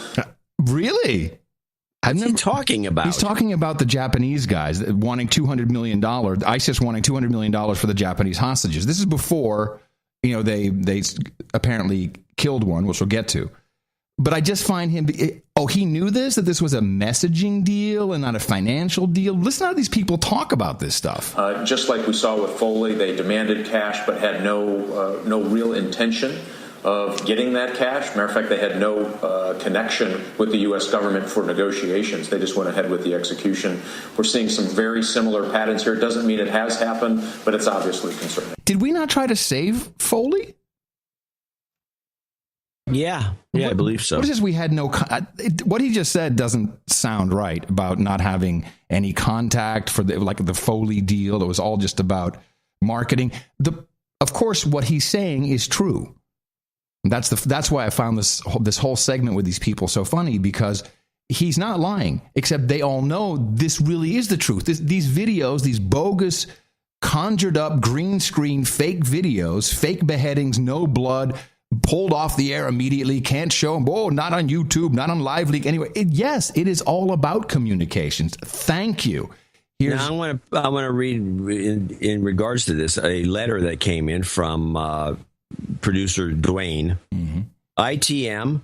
I thought you'd be interested to know that one of the Saturday morning TV shows here in Japan spent 10 minutes showing that the video of the two Japanese hostages and Jihad John was fake. Based on the goofy shadows. Mm-hmm. They also demonstrated how it could have been faked using different light setups and different backgrounds. Mm-hmm. Very rare to see such things on Japanese TV. TYFYC, Dwayne. You are jumping a bit ahead, but yes. I just want to take it slow. Take it slow. On your own. Here's Brolf's analyst explaining what's happening here, what ISIS is doing. What do they gain, these ISIS terrorists, by taking these two Japanese hostages and beheading them? Now, what's the point? Okay, so here is Wolf Blitzer asking, what is the point of taking these Japanese hostages and beheading them? I think at the very discussion we're having right now, they're being broadcast not only on CNN but on networks around the world, all waiting for this announcement. It gives them the kind of psychological edge in a conflict where, when it comes to the military equipment, they don't have the edge. But this terrorized people enough that they think ISIS is actually bigger than it is. Yeah. And here are the people doing exactly what they're supposed to be doing, talking about them doing exactly what they're supposed to be doing. This is so meta. My brain exploded. Yes, the whole point of these fake videos is for you people to talk about them and to make ISIS look bigger than they really are. Fantastic. Let's pile jump. ISIS hates moms. The mother of one of the hostages make an emotional plea for his life, but as we know in the past, when other mothers have done the same, including for James Foley, sadly, no good result. Again, no final word, though, Wolf. U.S. intelligence officials watching closely. Yes. ISIS hates moms, and no good result ever comes from that. I love how they're also talking about no good result. This is not going to end well. Does not portend well. Yeah, if they're really killing them, which you can't even say because it's not true. Here's Brolf with the question of the week. Is it also, to a certain degree, competition that's going on between Al-Qaeda and ISIS, right? Meme alert. Yeah, so I heard this. I'm like, thank you. Meme alert. Yeah, it's the shift. The shift from Al-Qaeda, the brand, to ISIS, I sold the brand, which is why the president It's like Adidas versus Nike, the way these guys think. Yes, Coke versus Pepsi. Now they're both competing for support, for market money. share. Is that what's going on at the same time? Well, we had seen tracking of that for at least 12 months, where there was this notion that if Al-Qaeda didn't get some points on the board, they were concerned about finances and recruiting. And points on the board, John. It's a sports reference from our friend Mike the DJ. And logistics hubs. Logistics hubs? Wait a minute. Hold on a second. ISIS has logistics hubs? Bomb them. and logistics hubs. And about half of their Al-Qaeda affiliates have pledged some support to ISIS, either materially, overtly, or in some cases covertly, have said, hey, we're with you, we'll give you help where we can. So it's really not necessarily that in this case, because we've seen this pattern with them before. This is about their exertion of power. They believe that this is the power that holds their grip in places like eastern Syria and Iraq. They need to continue to show that they have brutality as a part of their governance model, or they'll lose grip in certain bomb them, and bomb them again. And now this is my favorite with Mike the DJ. As Brolf says, hey, this jihadi John, he's still in there. I mean, do we not know who this guy is? Can we find him? What's going on with that? And Mike Rogers, again, has just some astounding information. Apparently, U.S. and other intelligence agencies, they know who he is, but they're not releasing his name, right? That's correct. I have high confidence they know exactly who he is. Well, part of that is you don't want to disrupt any activities in that lineage, if you will. I mean, he has associates. He had people he's talking. He's literally saying. What does that even mean? I think what he's saying is we know exactly who he is, lineage, but we don't want to stop him from beheading people in that lineage. Lineage. What is that? It's a meaningless word in that context. Let's listen to it again. Maybe there's something good going on. Activities in that lineage. Hold on, I go back a little bit. That was it. Yeah. That is, you don't want to disrupt any activities in that lineage. I think you don't want to disrupt any activities in that lineage, which is the lineage of terror and threatening beheading. That would be the lineage. Why don't you want to disrupt it? Well, if you will. I mean, he has associates. He had people he's talked to. He's had places he's visited, and they don't want to disrupt any of that in order to continue to gain intelligence of value that could ultimately lead to him being brought to justice. Well, if I was Abe in Japan, I'd be outraged.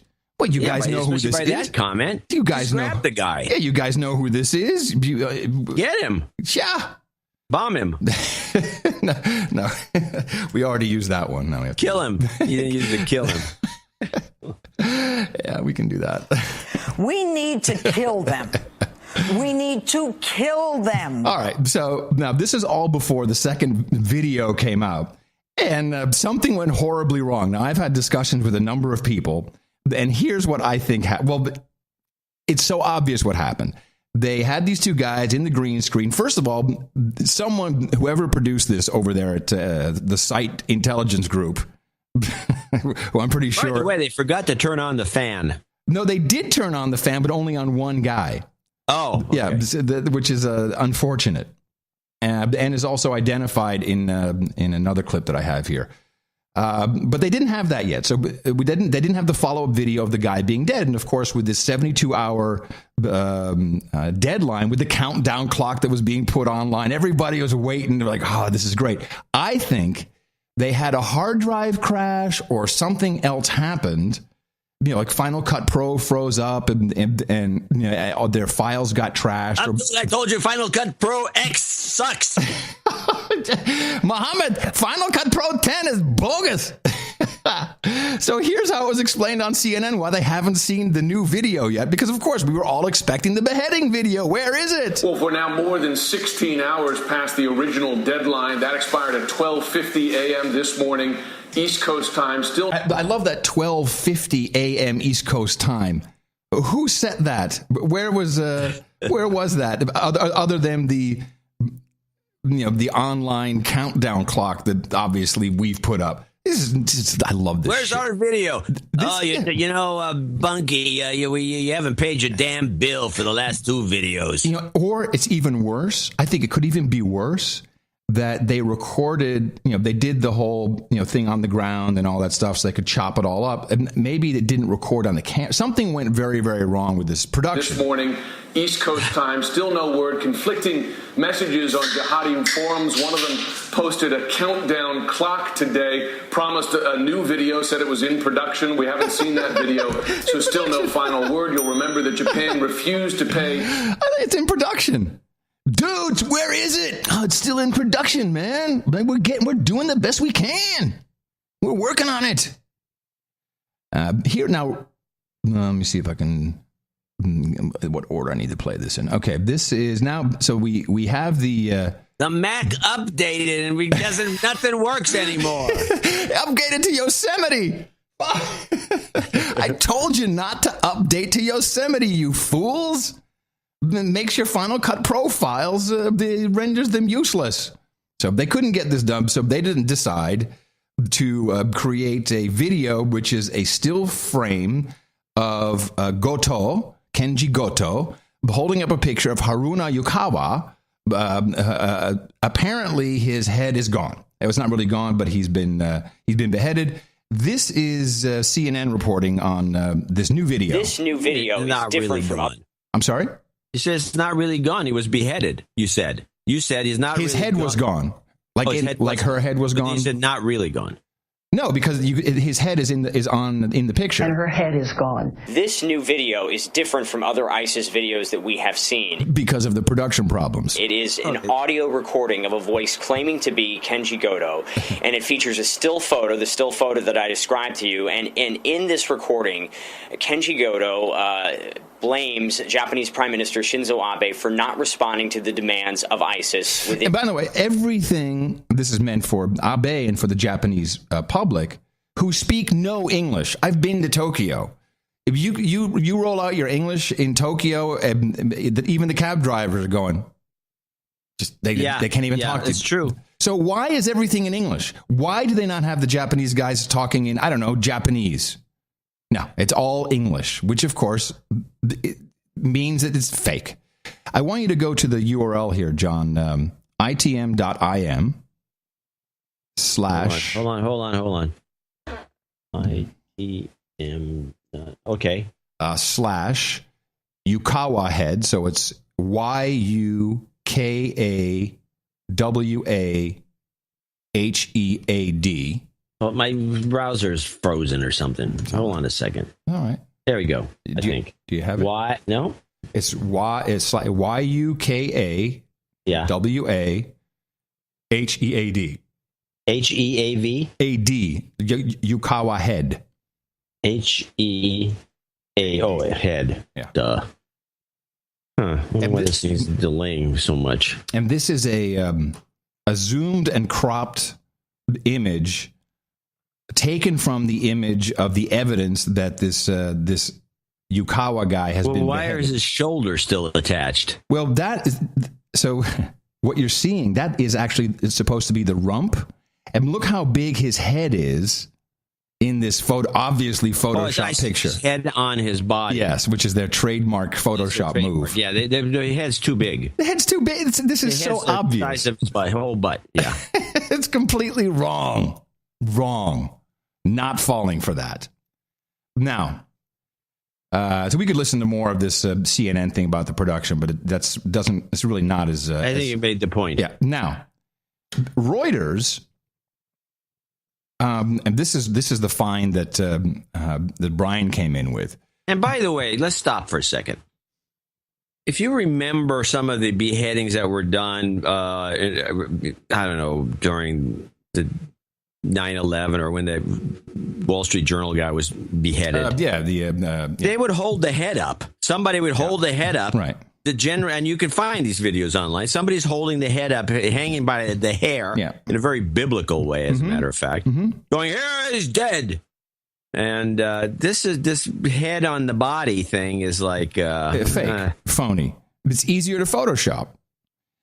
Yeah, it's harder to Photoshop somebody. Although, to be honest about it, anyone with any skills in Photoshop could have the head you could hold a dummy's head. You'd say you cut off a mannequin's head and hold it up, take a shot of that, and then you could easily superimpose a face onto the dummy's head. But this and it would look like you're holding a head. But this is a bunch of blood at the bottom. I'm telling you what happened here. This is a Hail Mary. They clearly tried to record the scene, and the scene is the same as they always have. They have a body, and then they put some blood around it, and then they put a head on. They Photoshop a head into this on top of this body. And so they did that work, but for some reason the footage melted, or I'm saying hard drive crashed. I think you're right. The Yosemite upgrade, Mac OS X upgrade, is what screwed them. But what was more interesting, I wanted to find out about, because again, it's a journalist, Kenji Goto Jobo is his full name. For some reason, they only say Goto. But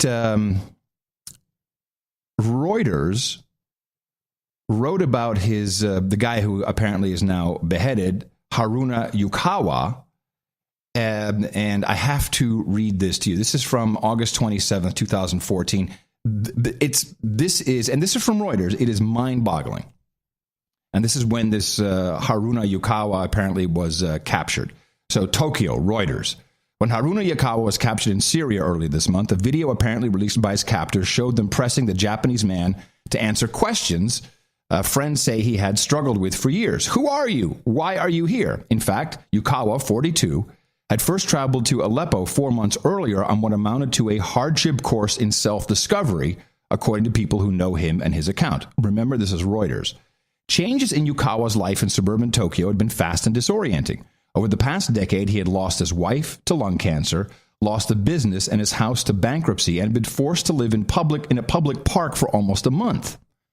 According to Yukawa's father and an online journal he maintained, the hard times led to soul searching. By his own account, he had changed his name to the feminine-sounding Haruna, attempted to kill himself by cutting off his genitals, and came to believe he was the reincarnation of a cross-dressing Manchu princess who had spied for Japan in World War II. Where is all this information on Brolf CNN? By late 2000, that's all good stuff too. It gets better. By late 2013, Yukawa had also begun a flirtation with Japan's extreme right-wing politics and cultivated a new persona as a self-styled security consultant. Now, this is what everyone calls the guy. Yeah, security consultant. Now, according to his Facebook page and blog posts, he actually never worked as a consultant. He borrowed money to travel to Syria and dreamed of providing security to big Japanese companies in conflict areas like the coast of Somalia. And that's the picture you have of him next to his vehicle. The Syrian civil war was a new start and his last chance to make a success in life, he told friends and family. Later this year, he planned to head to Somalia, where the danger factor will be amped up. And let me see, get back to more of the fun stuff here.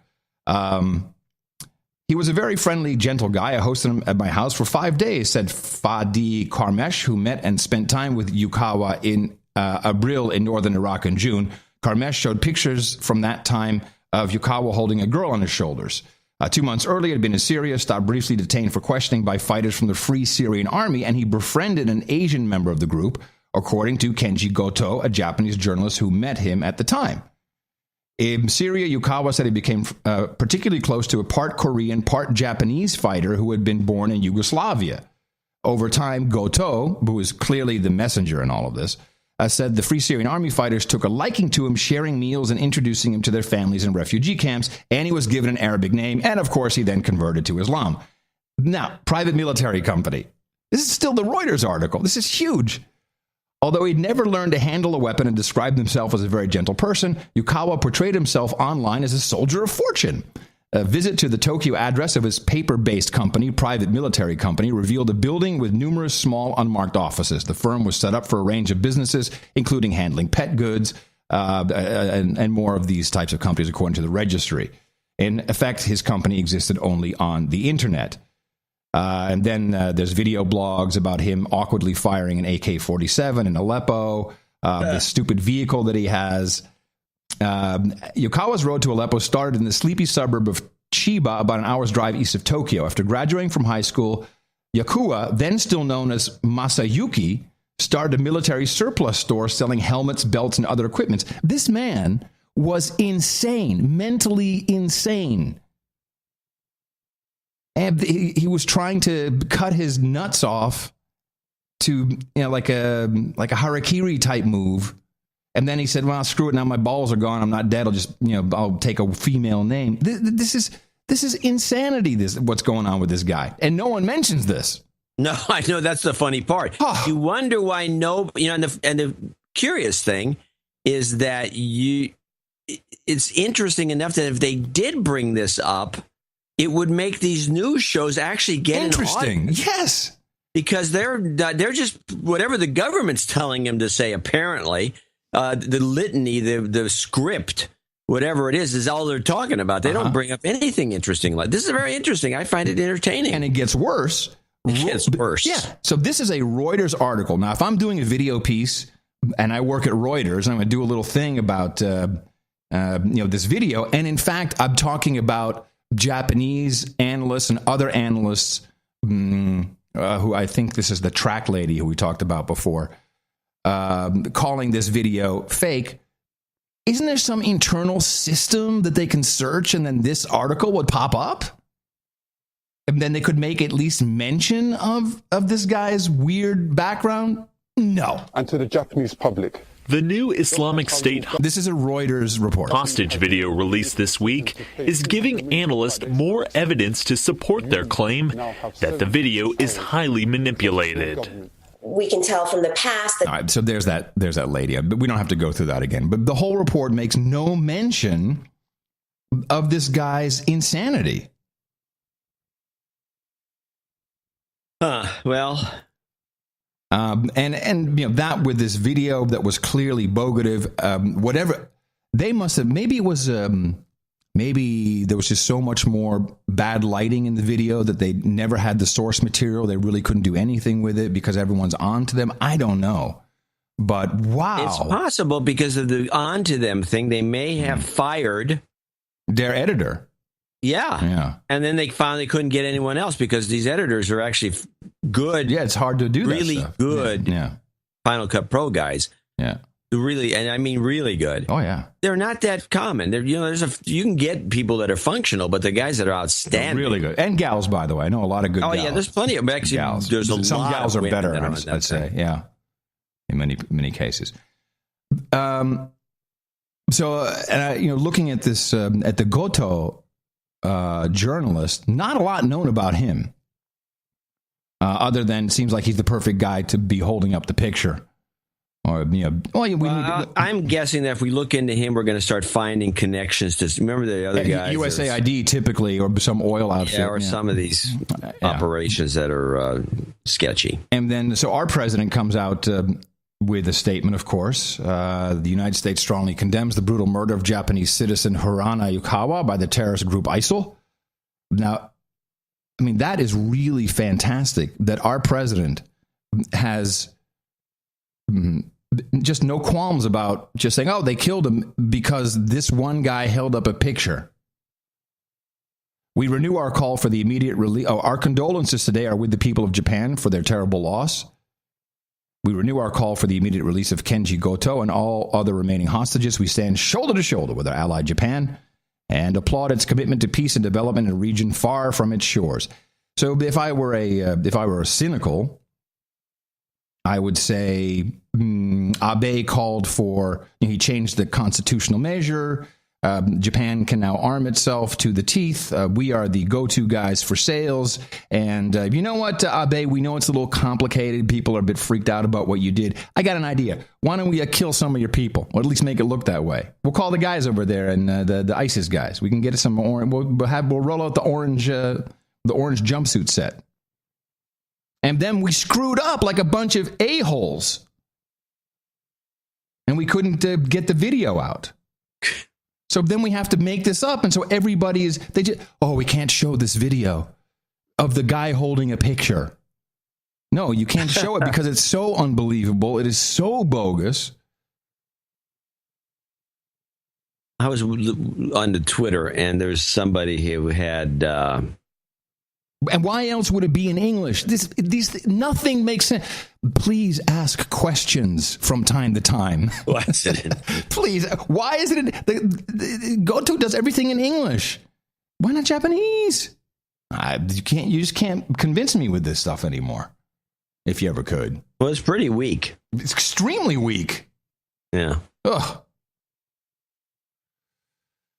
And that's all I have really on that. Other than of course, no one was really paying attention to it. We did get Tom Brady. Is that his name? The Tom Brady, the football guy. We had this controversy here. Gisele Bündchen. Oh, really? Oh, he just went up in points. Damn. Okay. Wow, that's who those girls go for. Oh yeah. Yeah. All right. Yeah, I guess so. So this is the Ballgate, which, by the way, is kind of funny that we're talking about soft balls on television and what's happening with our so-called hostages. He's cutting his balls off. So maybe it's all connected. Yeah, it's somehow. a theme. Yeah, it is a theme. Balls. Well, I've had a lot of great support from a lot of people, and I think that in a situation like this, it's really it's a very like I said, sometimes some of the toughest things you deal with end up being the best things because you realize the people that you can rely on that love you and support you through something like this. So it's I appreciate all their support. I tell them I'm okay. It's things are going to be fine. This isn't ISIS. This isn't. It's not ISIS. Thanks. Yeah, he got a lot of flack for that little comment. You notice I didn't get that clip. No. But yeah, this whole thing is a pre-publicity for the Super Bowl to get the numbers up. Of course.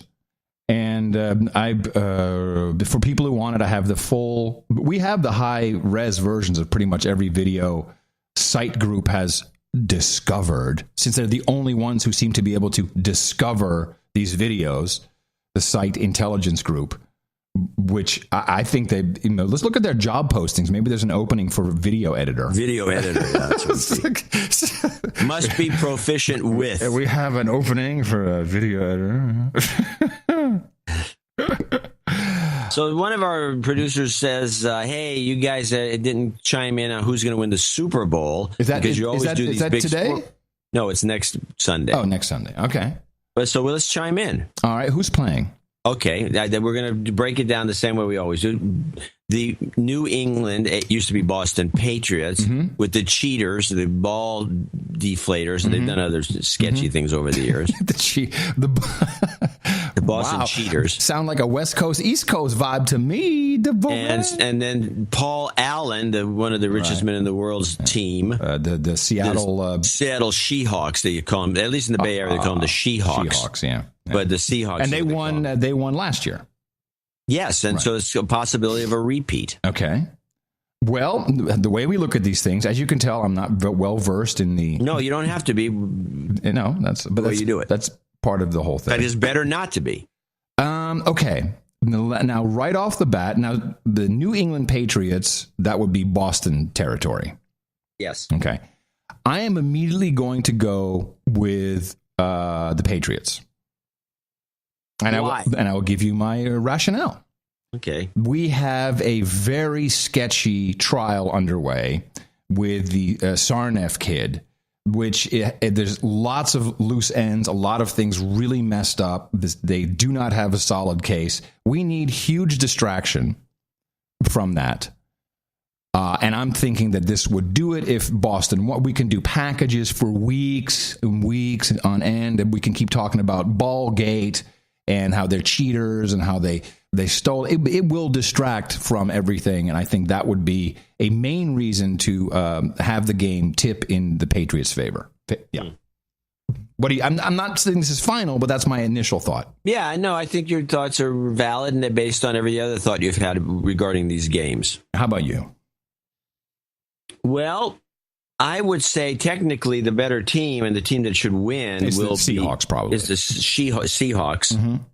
And it has a number of things going for it. There's actually the number of subplots. Mm-hmm. The coach of the Seahawks was actually the coach of the Patriots years before he was also crappy at the time, before he went to USC to hone his skills and then to go on to the Seahawks to further hone his skills as a coach. And so he has the insight. He knows the DNA of the competition a little bit. Okay, and there's also a grudge because he was fired. You got that grudge thing going on, even though that's not played up a lot by the sports media, but it does exist. Then you have the lying, cheating Patriots who have been in the Super Bowl a number of times, 5 or 6. And they won 3 of them, but they lose the other ones, and they're always kind of disappointing losses. That they should have won the game, and then somehow they lose the game, as though these are rigged. And they're also cheaters. That the games they won, apparently they were filming stuff. They snuck cameras in, and they were filming the other team's practices and doing all kinds of low end stuff. And each time they were caught, they were fined, and they lost draft picks. And then the coach of the Patriots, you're losing me. You're losing me. You're losing. Is a psycho. So there's that. You're losing me. But are you calling Seahawks? But for what reason? There's no external reason to the game that you've portrayed. There's no external reason to this game whatsoever. Do you think it's going to be a straight up and down game? Why waste a good opportunity to do something? I think that your rationale is weak. You could have them lose and get as much attention. Especially if they lost on a bad call. In fact, if they lost on a bad call, some bogus that would be even better, really. Yeah. It would be better. That would get lots of attention, and then they could whine, and the whole Boston place would go crazy. Because if they win, they just win, and then everyone celebrates and burns a few cars. Over, it's done. They lose by getting. That's our culture. We would go burn. Hey, we won. Let's go burn some cars. And if they get gypped. Okay, so there is no. Do you think there's just not going to be? It's going to be a straight up fair game? No, if I'm going to go with your thesis, why waste a good opportunity? Then Boston's going to lose, but they're going to lose by getting gypped. I like that. I like that. Okay, well, we'll see. Okay. Touchdown called back, some phony baloney thing where they keep showing, and the guys on the TV go, well, look, there shouldn't have been a call there. There was no penalty. Okay, so we have Boston loses by a gyp. Hello, gypsies of the world. We don't really mean harm. No, and the term to me never has meant gypsy. I know, and you think tranny is acceptable too, so it's fine. Well, okay, I'll go with that. I'll go with that. By a gyp, that's a good one. Either way, it would work. They can win. I mean, my favorite way of these games going is that the team I'm kind of rooting for, which would be in this case the West Coast team, the Seahawks, they just slaughter the other team. I think we just need to coin the phrase "losing by a gyp." I lost by a gyp. Keep it in there. Okay, I'll put it down as a show title, possibly. That'll do wonders. Our Romanian friends will be very happy to Romanian friends kill don't me. Listen. How many Romanians have ever to kill me? So I've been. I think I shared this with you. The president coming out and saying that the 2014 warmest year on record. This is what NOAA and NASA. Have come out and said, and my, I think I told you my New York ex-banker buddy who really does. He's more than happy to go in with we're being duped, but he said, okay, these are the numbers. How do you explain that, Mr. Smarty Pants? Are you just going to say that you're smarter than the NOAA? Is it NOAA? No, NOAA. NOAA, National Oceanographic and Atmospheric Administration. NOAA. And NASA, that you're smarter, those two guys, and you know better about the temperatures. And some of our producers have written in, and I'm in the field, and how is that calibrated? I decided to really get into it and go to the source of the announcement as it was made. Because of the banker offending you, I was pissed off. Yes. Okay, good. And you do your best work when you're pissed off. By the way, this is true. And I try to piss you off constantly, but it doesn't always work. Well, you have to but it has to be for a reason. No. So I traced it back. Where did this announcement come from? And I have two pieces to share with the group today. So they did a conference. A webinar.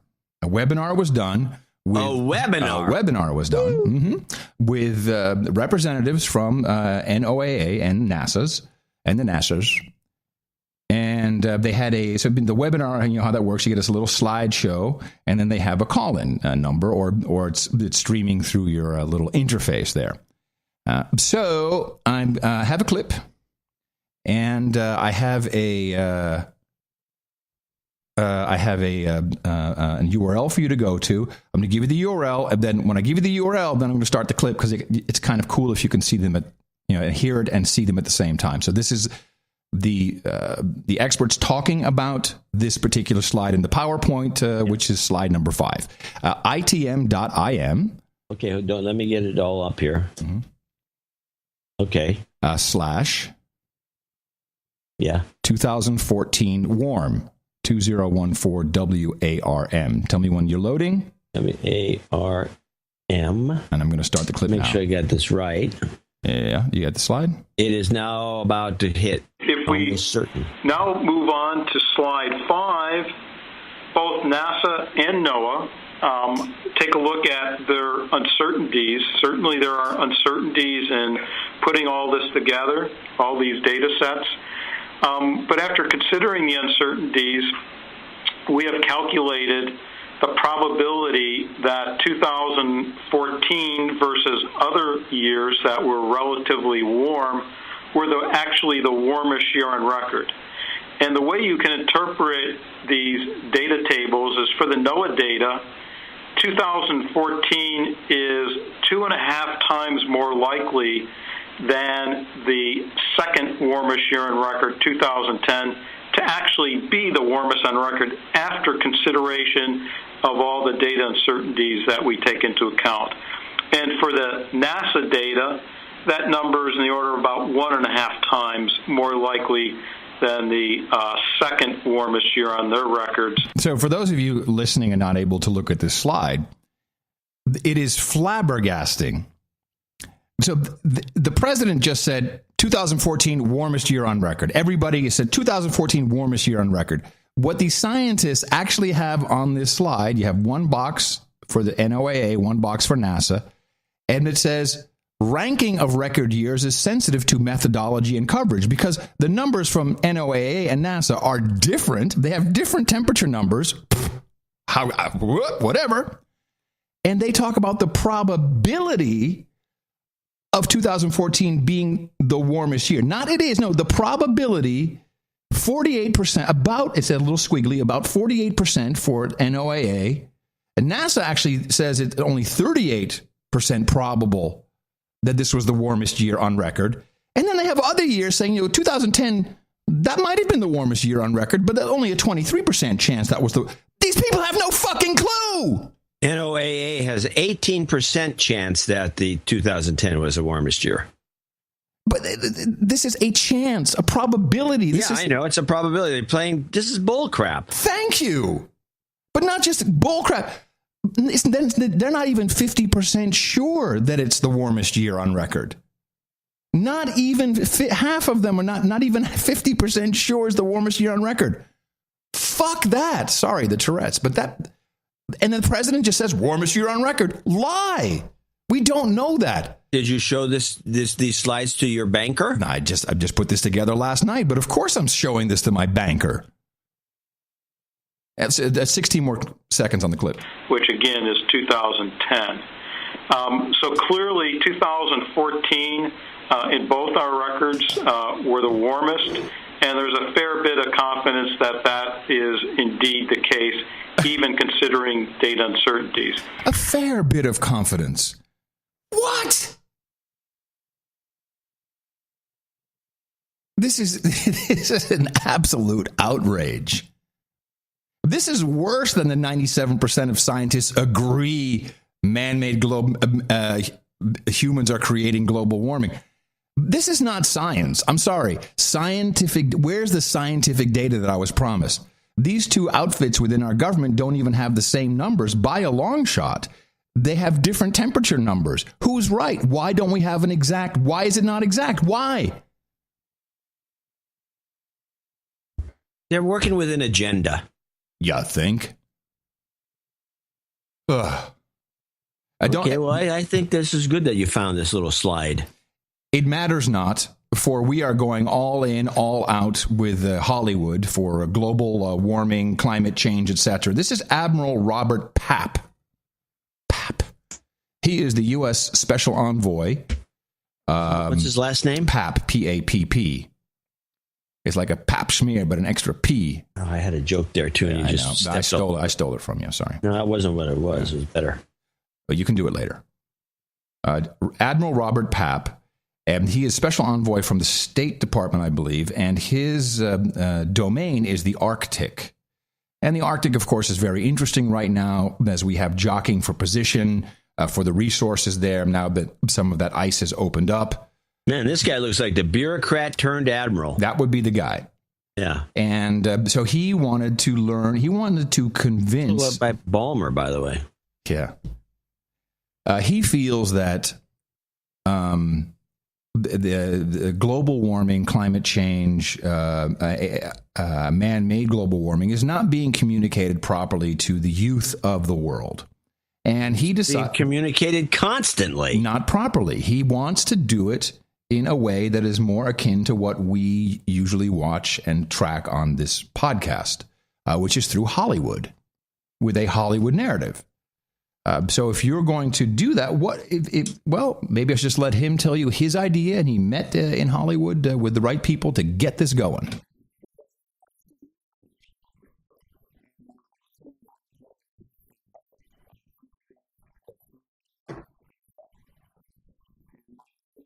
Are you familiar with Elsa?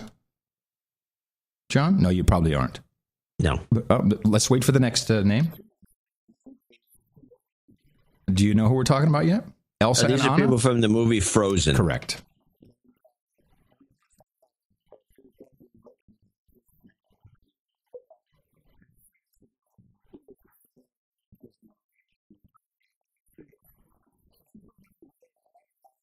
Brilliant.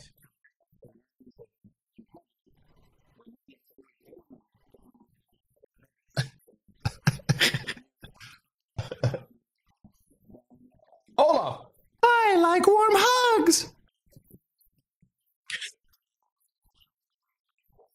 I'm sorry. Are people not hearing the audio?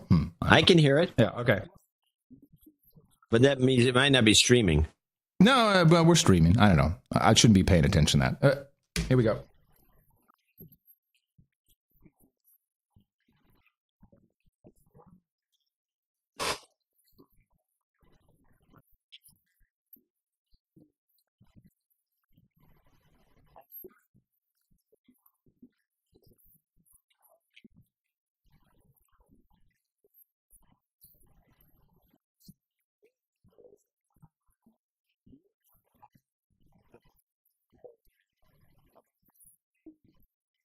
The fact that there's more polar bears than ever? Yeah. I mean, how did he slip that gaffe in? What a moron. Everybody knows that's not true anymore. Oh, I see what's happening. Okay, yeah, it's out of phase. All right. Don't worry about it.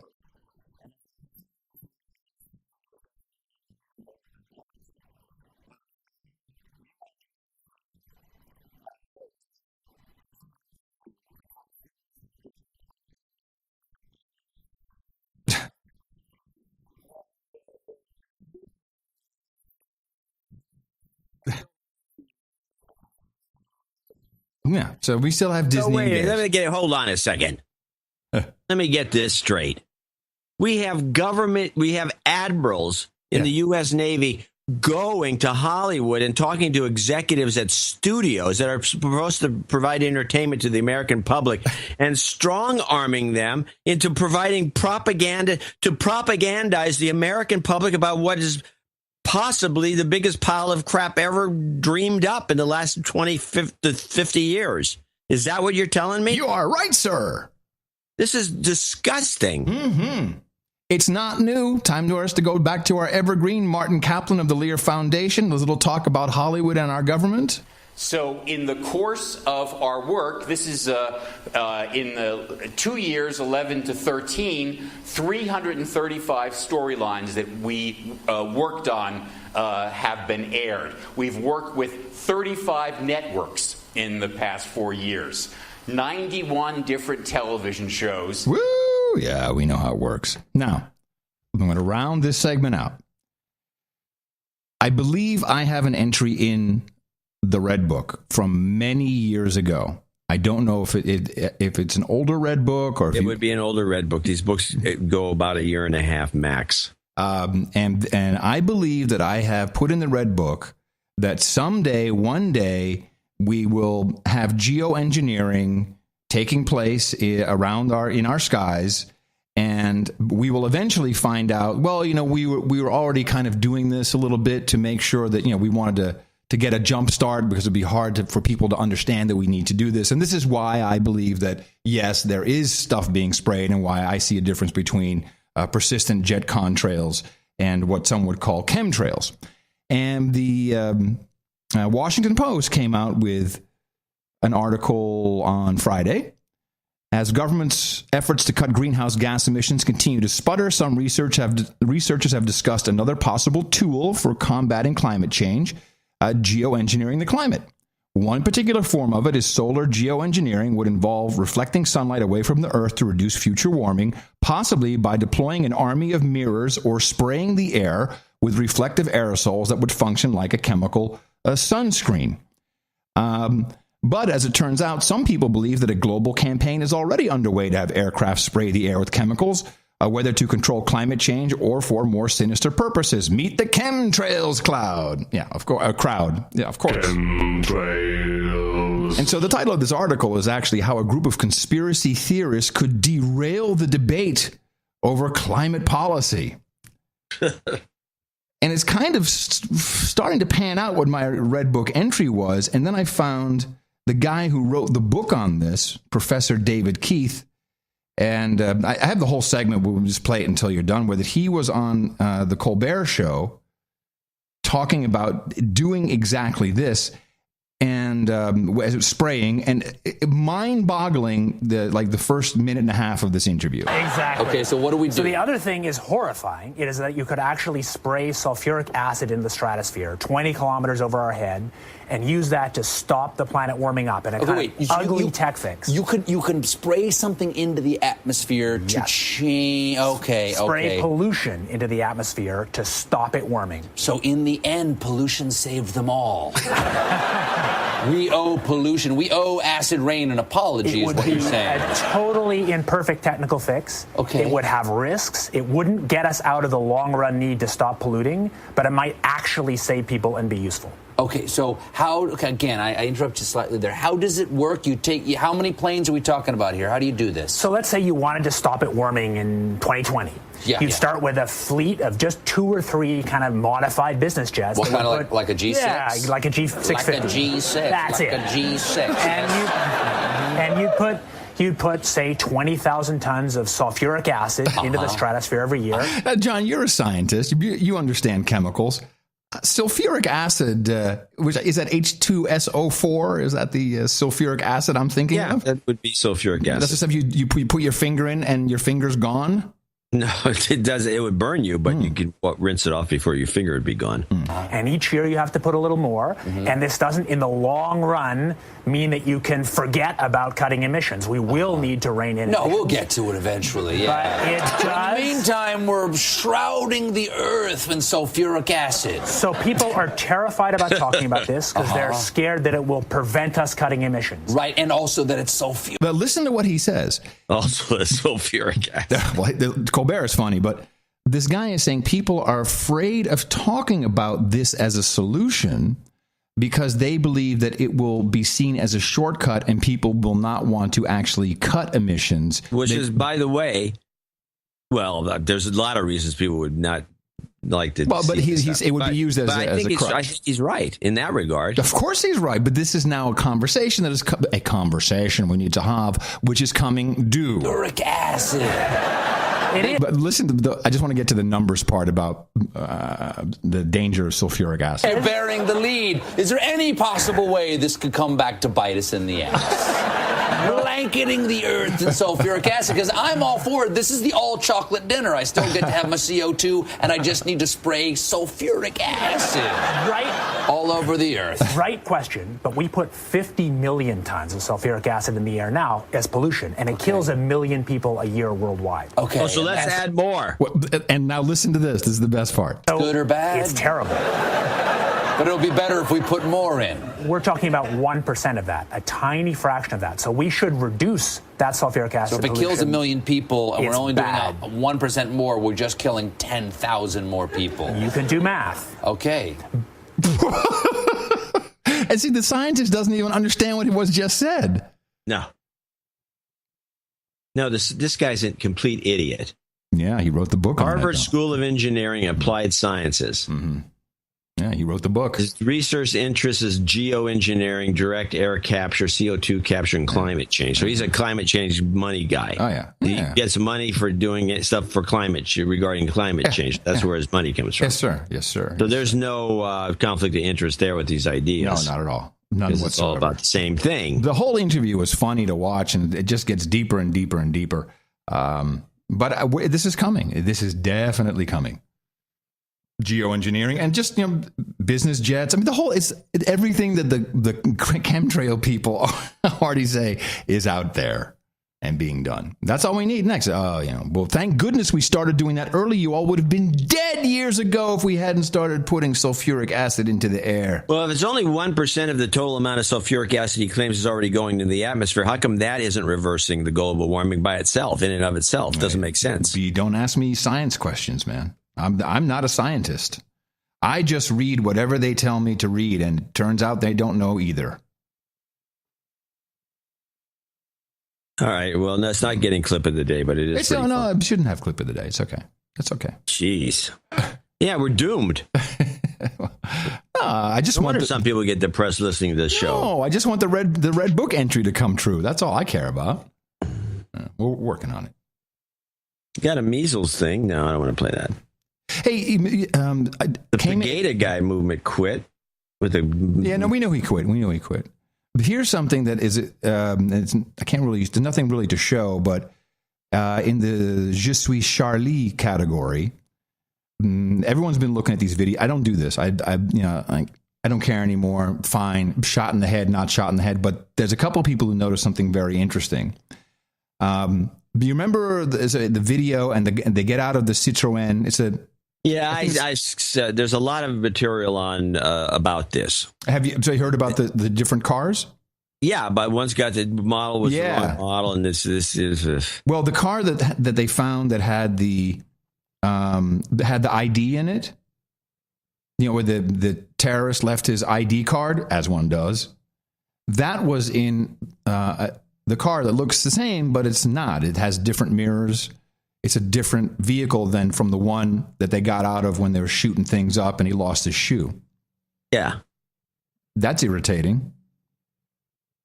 Well, the ID story itself is a bit much. Of course. And why they couldn't use the original car to find the ID, because they had the car, I understand. Why would they swap it out for a different car with the chrome mirrors? What would be the point of that? I don't know. And then to take a picture of it. Oh, here we are. We found the ID. Here it is. I don't know. Why don't you plant it in the other car, boneheads?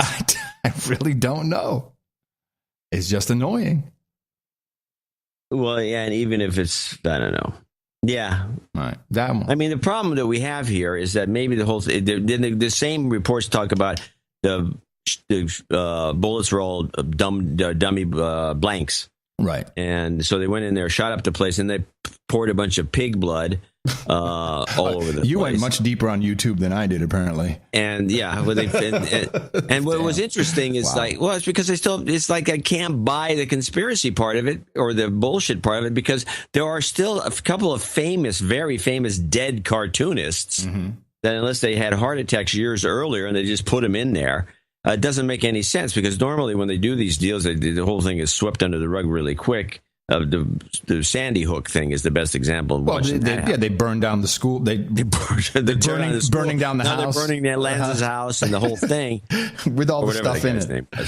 And this doesn't have any of those earmarks. All we have is the curious coincidence of the found ID of one of the guys. So we don't even know who these guys are. We don't know anything. And then we have this planting it in the wrong car. Where did this second car even come from? I don't know. Hey, Bill, we need to we need to do a little cameraman, sir. They want to shoot you finding the license in the guy's car.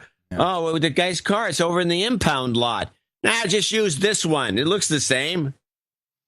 You know, this is I don't know. Very poorly done. If it was, I don't know. Too many holes. Yes. And there has to be an end game, and we haven't figured that out either. Other than ramping up the Muslims hate Jews narrative. That's the one. That's news. But it's, and also Netanyahu saying all Jews come live in Israel, which I talked to an Uber guy the other day, and he was from Iran. That very nice guy, and with these guys, if you let them know you know what the hell is going on for 3 seconds, then wow, they're all in. He said they were looking for somebody to talk to that's not a nutty American who doesn't know anything. Exactly, and this was a short. Only know they should be a little. That's why we should move to the pins. So it was a short ride, and within this short time, his because I said, man, this is a lot of bullcrap going on, and we got. Ramping up the hatred of Jews and Muslims. And he said, yes, here's what I believe is happening. And of course, he talks to people back home that Netanyahu immediately went out, whether he was taking advantage of the crisis or whatever, that all French Jews come to Israel. You are welcome. Move here. And according to the Uber driver, that is because they want to continue with their settlements, and they can say, look, we have all these people coming in from Europe, thousands and thousands of French Jews. No, it's a good theory. We need to give them a place to live, so we have to continue with the settlements. And I went, holy crap. Makes so much sense. The Uber guy is better than any of the news stations. Yeah, well, that's probably true. But that's always been the case. So I'm marking that down as to see what else happens in the future, and if it's more and more of Jews, you're not safe in anywhere but in Israel, and then we get we really can't slow down our settlement development here because we've got all these new people moving in. Then that will be there's a lot of room in Israel to put people elsewhere. Yeah, but okay, well, yes, but you know what they're doing. You know what's going on here. That's what they want to do. Yeah, it sounds like the classic Middle Eastern conspiracy. Yeah, all the people in the Middle East like to gossip and chat. Yeah, I like it, though. I thought it was a good one. No, I like it, too. Yeah. All right, you wanted to bring something up here?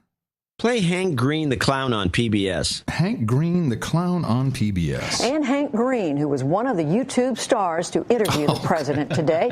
He has more than 2 million subscribers to his YouTube channel. We welcome all of you to the program. Hank Green, you just did a first-of-a-kind sit-down discussion with the president. How did it go? It went pretty well, I think, though, to be honest, I don't remember very much of it because I was a little bit scared. Drunk. Did anything stand out? Can you remember anything of it? Yeah, I've not had a lot of time to debrief because they've been shuffling me around, and I get to talk to lots of really cool things, to cool people like you. I'm getting a delay in my ear, so if you could go to someone else. Okay. Making it very difficult to talk. Let's make those YouTubers look like morons. Yeah, let's either that or get him off the air. Feedback what he asked the president. Feedback his own voice, which would be the equivalent. Go ahead, John. You talk, and I'll feedback your own voice to you, and let's see what happens. Yeah, I'll try to talk right now, if I have somebody. Oh, it went half duplex. They didn't hear a word you said. Did you not hear me feeding you back? No, not at all. Really? Yeah. Interesting. Well, there's so much for that experiment. I have one of those. I've had it happen. I've had it. The worst, though, is one time, here we go with the stories. So I'm at Tech TV doing the Silicon Spin show, and I got the IFB.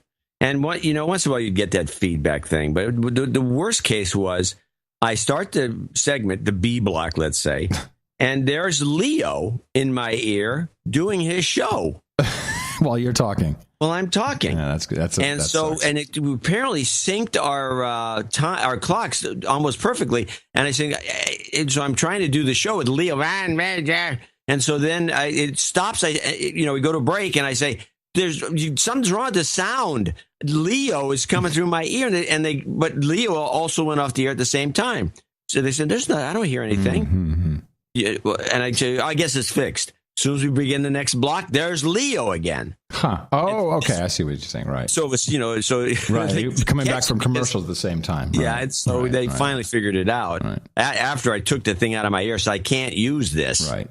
And it's very distracting. I actually have a clip from one of these actual interviews. Oh, which one with who? This is green lips.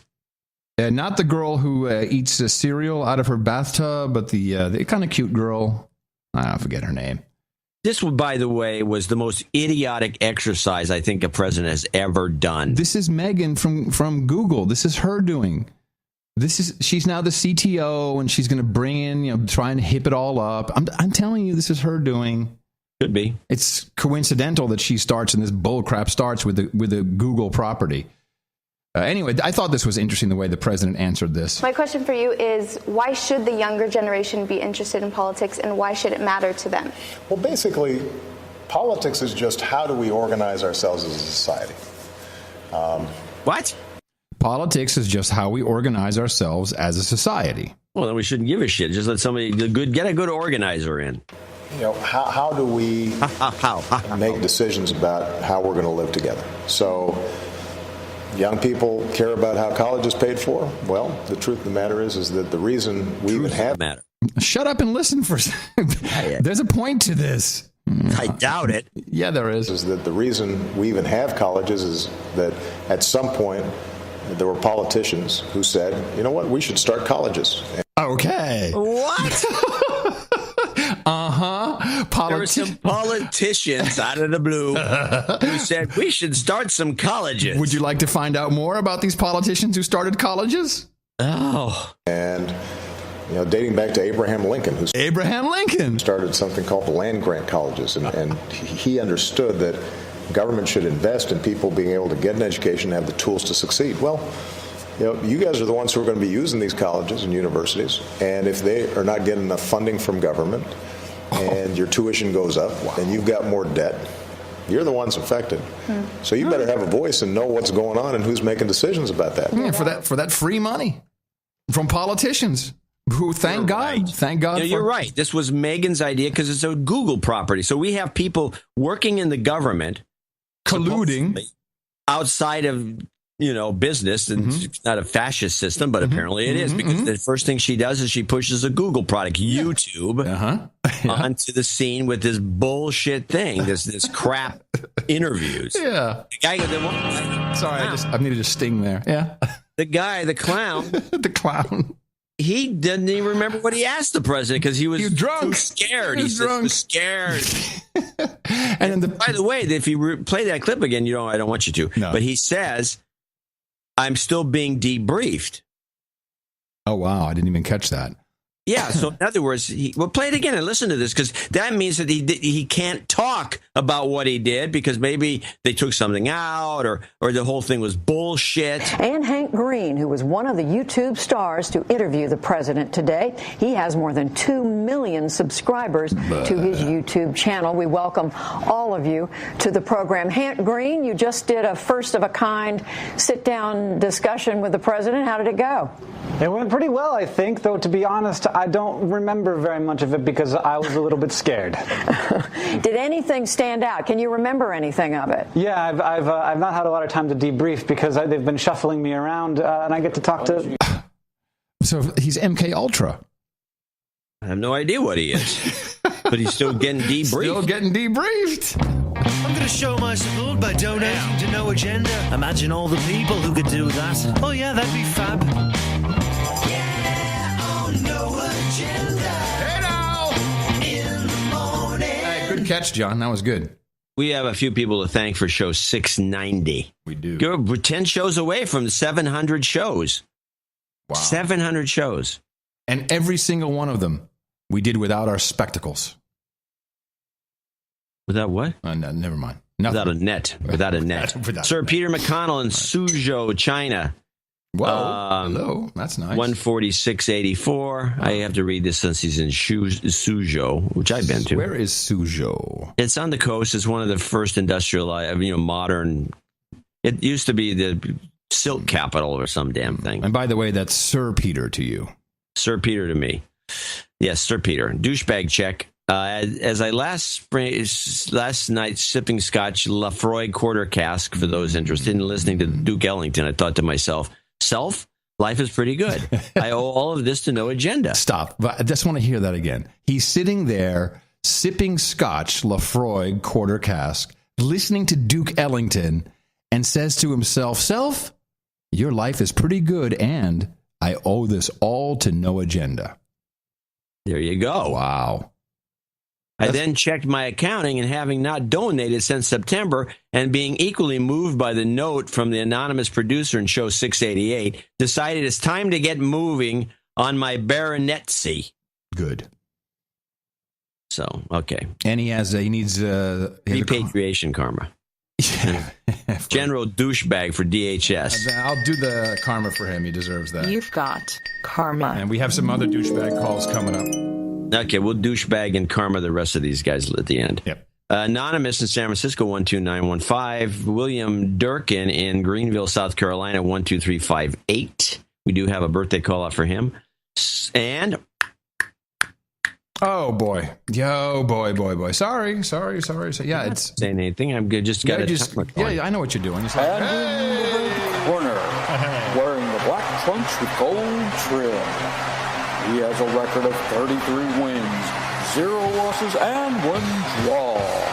He is the Grand Duke of Belgium and France, Sir Stephen von Hellsbacher. Yeah, all right. The Grand Duke. The Grand Duke in Belgium, of Belgium and France, 1, 2, 3, 4, 5. He says, too many episodes behind. Sadly, feel like I've been remiss for its contributions also. Small token of my continuing appreciation of all the sterling work you guys do, providing incomparable news, deconstruction, and analysis, and just plain old fun times, magicians of the BPITU. And since he's the Grand Duke, he wants a boom shakalaka karma for the show's producers, which includes everybody on this list. Yay! Boom shakalaka! Boom shakalaka! You've got karma. Yeah. Nicole Arnold, Oceanside, California, 115. Sir Mark Milliman in Longmont, Colorado, $111.15. Anonymous in Palatine, Illinois, 107. Richard Bell, $99.99 there in Oklahoma City. David Cardenia in Evergreen, Colorado, $99.99. James Murray in Houston, Texas, $91.91. Chad Gertz in Vancouver, Washington, $88.88. And he's K7CKG.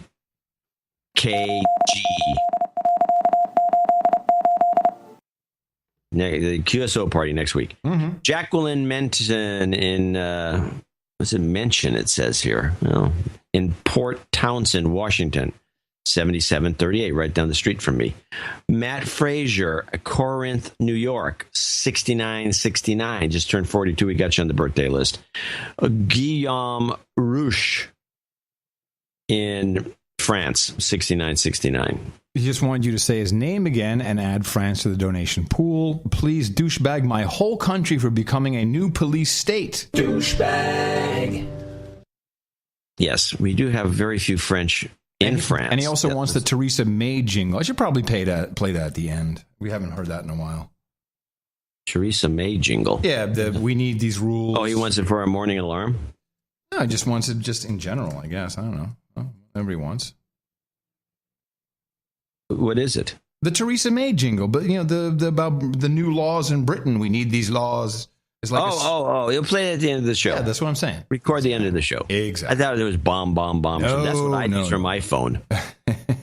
We must kill them. Can you imagine the phone going off in the store? Oh, that's a good idea. Don't you think? Yeah. We need to kill them. We need to kill them. I think that is your ringtone. Yeah, for the wife. But then I think if you get a text message, it should be bomb them, and bomb them again. That should be your text message tone. Yeah, I think so. I think we got something here. We can make a small business out of this. Very small. Lucas, very small. Lucas Groders at Tucson, Arizona, 6666. James Burke in Derby, UK. We do have we have a douchebag call out for Reuben Jaime, Jaime. There you go. That was from the douchebag call out from Lucas. Now we have another douchebag call out from Sir D.H. Slammer, who donated $55.33. Services last week got overlooked. Cirrus Cirrus in Lake Forest and Sam in Painted Cave are douchebags for not donating. Douchebag. There you go. And it's a drunk donation. Good work, Sir D.H. Slammer. Yeah, a double hit there. Josh Mandel in Greenville, South Carolina, double nickels on the dime. Howard Abraham in Rochester, Minnesota, 55.10. Andrew. Don't mention his name. It says don't mention name. Yeah, okay. 51.15. Say in Leeds, West Yorkshire. I think it's Sav. It's Sav. Oh, Sav. A mile from the screen. Sav. I can't. Yeah, Sav. Sav in Leeds. Brian Matthews. By the way, Sav has a birthday. Yeah. Brian Matthews in Balbriggan, Dublin, Ireland. Wow. No, good. That's rare. $50. These are all $50 donors. Sandy Geisler in Watkinsville, Georgia.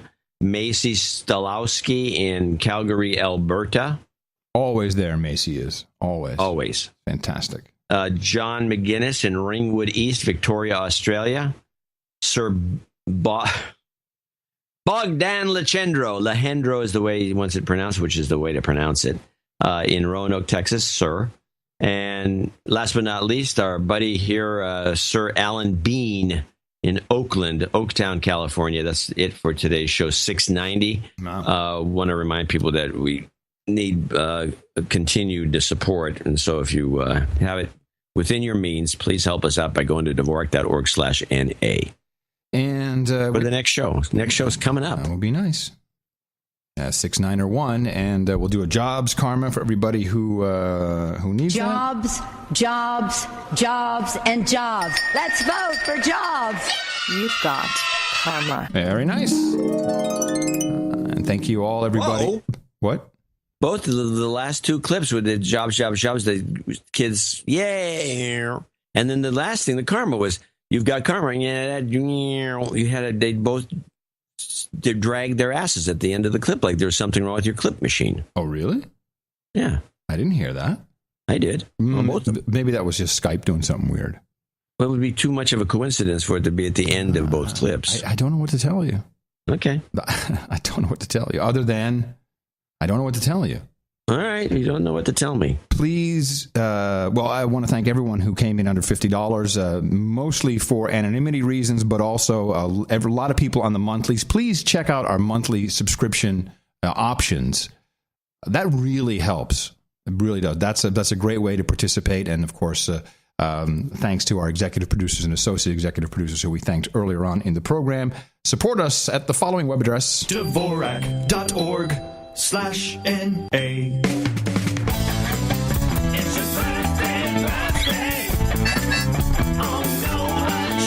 I'm not sure if I messed this up on Thursday's show, but I definitely want to make sure I congratulate DJ Powerboy, who has been helping me with the pre-streams for a good part of the past year. He celebrated his 41st birthday on the 23rd, so hopefully I didn't mess that one up. Happy birthday, DJ Powerboy. William Durkin says happy birthday to his twin sister Beth and her son Patrick and himself, celebrating. I guess all were celebrated yesterday. Matt Fraser also, he turned 42 yesterday, and Sav in Leeds will be celebrating his birthday on January 27th. Happy birthday from all your friends, the staff and management, and the interns at the best podcast in the universe. Okay, then we have really only one knighting, but we have two changes. Let me just make sure everything's correct here. Yes. So we have the Crown Brothers become the Barons of Babylon 5. Dame Beth Borazon becomes Baronetess. And if you'll There's mine. If you can grab your sword, John. Wouldn't she have Baronetess of something? She might have had a name. Let's see. Where would that have been? No. Well, let's make sure. I got the letter right here in front of me. It doesn't say anything. Just Baronetess. Oh, Dame Beth of. It would be Baronetess of Baja, Arizona. But Baronetess. It's just what she used to be. Okay. All right, we're good. Okay. And then we do have Wesley Clark, who then we have all our blades out. Come on, Wes. Come on, step up. He has contributed to the No Agenda Show in the amount of $1,000 or more by going to Dvorak.org/NA consistently, and we are very happy to induct him into the table of the round for the Knights and the Dames, and I hereby pronounce the Sir Clark of Carolina. Welcome, my friend. For you, hookers and blow, rent boys and Chardonnay, puppies and Taylor's vintage port, hookers and Molly, girlfriend experience and good bourbon, porn stars and pot, bad science and perky breasts. How about some hot pants and booze? Or our favorite, mutton and meat, always available for all of the Knights and Dames. Huzzah. Huzzah. Go to noagendanation.com/rings. Pick up your well-deserved ring and make sure you tweet a picture when you're done. We love to do that. And thank you very much for supporting the work. It is the only way that we can ever do this program. And because of your support of the program, I can do things like spend time trying to figure out where these bogative scientific claims came from. Yeah. Which nobody else apparently wanted to do. Well, of course, you were goaded into it. But nobody does any of this stuff. This is ridiculous. This is like the thing about this crazy Japanese guy that you read on. Even Reuters isn't looking at their own reporting on it. Yeah. And part of that is just lazy. It's laziness. It's lazy. It's just lazy. Not going to get any better with this upcoming millennial group. Journalists are just phoning it in. They are phoning it in. There's no reason not to. They don't get paid by doing any more work than they do. It's all union anyway, the good ones. This is why our model keeps us on our toes. Yeah. All right. I have a few more things. Would you like to kick it? I got a couple of things. I'd like to kick it back to you, John. I've been watching a lot of Russia Today because me too. It's hilarious because they just needle us. They're giving us the needle, constantly giving us the needle. Of course, they were accused. I don't have the clip of it, but they were accused of being terrorists by the government. I actually do have some clips. You have the clips on the terrorist stuff? I have of Poroshenko in Davos saying that Russia is behind it all and Russia killed everyone on MH17. Yeah, I got that. Oh, no, I was talking about the Voice of America guy. Oh, no, I'm sorry. No, I don't have that. The Board of Governors, head of board. He says the greatest threats to our propaganda machine is ISIS, the Al-Qaeda in Yemen, and Russia Today. Right. Really? Russia Today was one of our big terrorist networks. Guys did a whole segment on it. Oh, I didn't see that. Mocking them. Oh, and you don't have that? No, it's just borderline for the show. But I do have this where they give it to us for being all in with the dead king of Saudi Arabia. And I do have one kind of offbeat clip that's a little different than what everyone else is saying, but play RT on the dead king giving us the needle. The oil prices have been particularly fluctuating after the death of the Saudi king on Friday. World leaders have been converging on Riyadh to pay tribute to the deceased monarch. But what legacy has he actually left behind?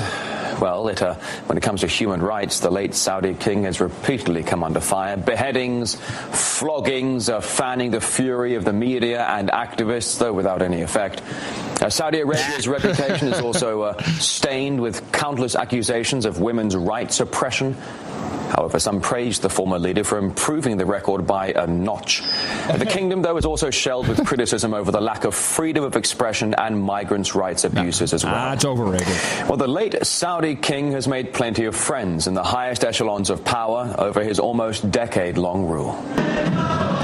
Yeah, that is Prince of Wales right there, back in February last year, performing a traditional sword dance side by side with the members of the Saudi royal dynasty. What a great gig that guy has, huh? You had to see this video clip. He's doing a sword dance with the... Yeah, he's wearing full Saudi garb. with nothing underneath because just with the headdress and he's dancing like a lame dancing with these guys. It was too funny. Oh, what a gig! You fly in on your plane, you dance a little, you drink, you get hookers. I'm sure they got hookers. Well, they must. RT on the Dead King 2 play. Actually, before you play it, I want to set this up. This is the second half of the clip. Everybody that has, I watched all the news on this guy dying and how they got the new guy who looks a lot like him. Yeah. With the same little douchebaggy goatee and a little soul patch. Only he's a little uglier. The new guy. And they said... we call that a flavor saver, John. They apparently put in place the next guy after this guy dies because he's not healthy. So they figured, they're good to go. Yeah. Max. And they got all these, and the reporting on CNN, on PBS, and all the rest goes like, the litany goes like this. Well, they've set it all up, so nothing's going to change. Really, nothing's going to change. Everything's going to stay the same. So everything is going to be fine. It's going to be hunky-dory. And it's no policy, nothing. Don't worry about it. This will be great. And the Russia Today guy has a little different take. Abdullah, who died, was really the last heavyweight in the Saud family. Now it is a much larger family. There are many hundreds of princes who really want a piece of the cake or a greater piece of the cake. And there are no longer any heavyweights to keep the different factions in place. So instability in Saudi Arabia could bring about instability with regards to the price of oil. So whether the Saudi regime remains stable or not, it is still a cause of concern. Hey, John, correct me if I'm wrong. I never heard this before. Well, no. Anyway, go on. These royal families, this is not like royalty as we know it from, Europe. They just made this up, right? It was just some Bedouin dudes in that tribe. It's a tribe. And they got the oil, and then they became princes. Well, no, they got in control of the country, the Saud family. Right. And then they said, now we're royalty. And they called it themselves the Sauds. I mean, that's why Saudi Arabia is named after this the family. House of Saud. It should have actually been the guy who should have had that area. If you talk to the historians from... anyone from the Middle East will tell you that the guy, the king of Jordan, should have had this area, and he was like tricked into leaving town for something. Next thing you know, these guys took over and kicked him out of Jordan. Hey, man, there's some cool Hey, look over there. So long, sucker. Something, I don't know. You have to check that out. Don't look over here. Nothing to see here. Ooh, look at that. That's funny. So the Saud family is the royals, and they, of course, bread. Now, there's about, I believe, 30 to 40,000 of the entire population of Saudi Arabia are royal family members. I've run into a few of them myself. Right. There's lots of them. They're all over the place. But in the newsletter, there were a couple things you mentioned, which maybe we should talk about. By the way, and to answer your question, is it like it's exactly the same bullshit? Yeah, precisely. The House of Windsor. Yeah, the House of Saud. Exactly. We have two things. We have the Mill and Belinda Gates letter, and by the way, there's this interview that. Who's that? The lawyer, the only lawyer I dislike from The Verge. Well, you know the guy, Nilay Patel, that guy. He's a lawyer? Yeah. That's what he says. He interviewed Bill Gates. Bill Gates did a number of interviews. I guess this is because of the annual Mel and Belinda Gates letter from the foundation. And it was like 13 minutes. It was sponsored by Ford Sync, which is a Microsoft product. So the whole thing is... Ford's Drop Sync. It's the new Sync. It's Sync 3. Sync 3 was sponsored this interview on The Verge. I'm presuming that is a setup. Well, I don't know anyone using it, but go on. They'll be on Tech News later. Yeah. And it was just... I watched him like, I can't even pull clips from this. It's just Nilay going, yeah, right, yeah, blah, blah, blah. GMO is good, yes, oh, yeah, all this, vaccines. It's just... So what was in the letter? Because I didn't read it. I guess you did. I read the letter. What's in the letter? You probably can link to it in the show notes. It's easy to find. Of course. Nothing. It was the boringest piece of crap letter. I mean, I didn't even bring it up as a topic. It was so stupid. Okay. I don't even think Bill ever read it. The beginning of the letter is interesting because it changed persons. It's like, when Bill was a little boy, blah, blah, blah, blah, blah. And then we What? Wait a minute. Oh, we. It was a little boy, and now it's we. And then I was sitting on his head, and now it's we. But she was, yeah, right. Well, it's a very strange letter, and it doesn't say anything, and it's not worth reading. Okay. How about Yemen? We need to talk about the change in Yemen. I had a clip, I think, for the last show, and I forgot to re-clip it for this show. If you could discuss the Yemen thing, because every other news agency handles the story differently. Okay. Most of the European news agency claim that the coup is a done deal. I have Yemen.mp3. That must be it. Want to listen? Yeah. Involves Yemen. You've been there several times. The presidential palace surrounded for a time. What's the latest on that, and what's the status of the U.S. embassy there? The presidential palace over there still surrounded. The president of Yemen is not inside that. He's inside his house, but he's also surrounded there. The embassy, they believe, is safe at this time. They are not planning on evacuating it, but there are 2 U.S. ships in the Red Sea ready to do that if they have to. All right, Martha Raddatz for Now, what is the significance of Yemen to our national interest, which I'm just going to say is obviously going to be natural resources? Is it purely because of its location to our I think it's allies? just their location to the Gulf of Aden, or whatever that Gulf is. Aden. Gulf of Aden with the where the Stargate is. Stargate is, yes. Yeah, and you know when that Stargate opens, what comes out? I don't know what. Fish.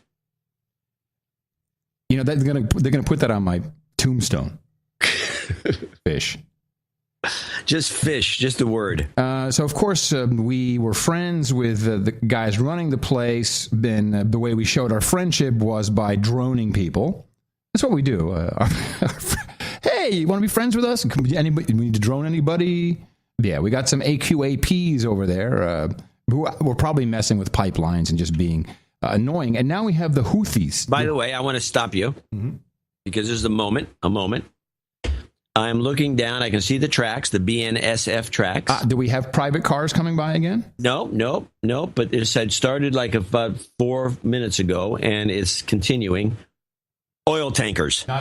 No grain, no nothing, all oil tankers. Yeah, there they go. I just thought I'd mention that so it was a moment. Continue with the Yemen analysis. This No Agenda, elitist Warren Buffett moment, brought to you by No Agenda. No Agenda. Show with no agenda. So I was trying to find out a little bit more about the Houthis. I think that's how you pronounce it. Houthis. Well, they say Houthis, but it's Huthis. Yeah, well, they pronounce it Houthis. What can I say?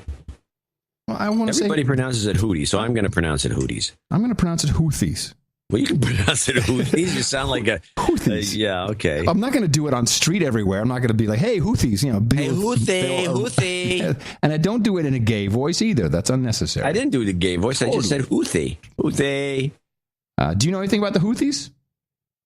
Yeah, they've been around for a while. We were bombing them. I think that was when the CIA was up there bombing them, trying to kill them. Yeah, we like them now. Well, to a point, they still don't like us because their motto is still death to America.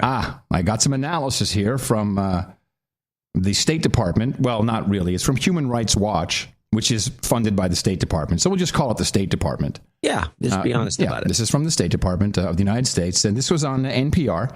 And it seems like maybe this is kind of groovy that we have the Houthis joining in here. Is there any hope that the United States and the West could continue working with them to fight al-Qaeda in this country, or does the U.S. fight against al-Qaeda in Yemen fall apart?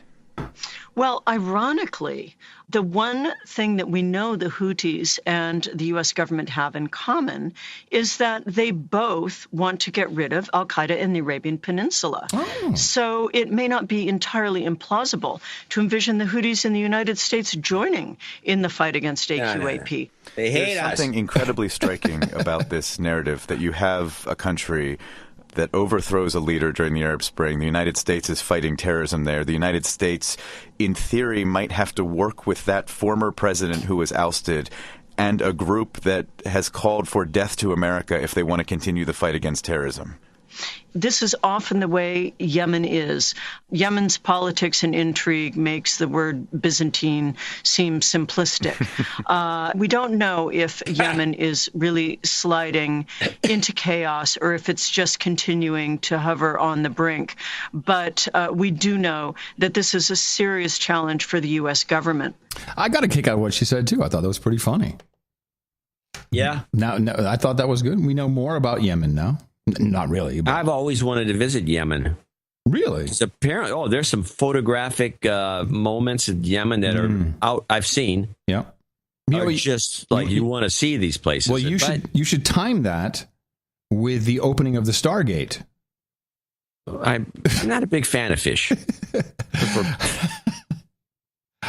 Whatever the case. All right. These Houthis do not like us, and I think they're pissed off about some of the because we were supporting the other guy and trying to screw them. And a lot of them were bombed by us by their drones. They're not going to change they're not going to all of a sudden be our friends. No. We have to. Well, they would if we throw a ton load of money at them, I suppose. Iran, for that kind of money, I think we can be friends. The Iranian Central Bank has now declared they will be moving away from the U.S. dollar in foreign trade. Oh, and they will be using. They will be using the Chinese yuan, the euro, Turkish lira, Russian ruble, and the South Korean won. This is not a good thing. This is a mistake on their part. This is usually how you. This is what just predates It's how you wind up dead. Well, you end up dead, and your government's overthrown. Yeah. We already took a dry run at it with that whatever was Lilac Revolution or Green. I don't know what it was. It was Green Revolution. Was it the Green Revolution? Mm-hmm. And where we just could let him kind of go halfway, and then we pulled back. Oh, we got nothing to do with it. Yeah, but I think that was a dry run. I think we're just to show them what could happen with social media. Yeah, we have the weapon, everybody. Social media is our weapon. Stand back, people. All right, we had something horrible happen in Ukraine. Was it Mariupol? Bus got blown up. My God, this is, if you want to see real war video, this is what you need to go take a look at. This bus, they're just walking around this bus, and it's almost like the shell went through it, and not everyone died, but there's people sitting there dead in the bus, and people are walking in, looking around. There's a lady dead, face down on the street, and people are just walking by with their shopping bags.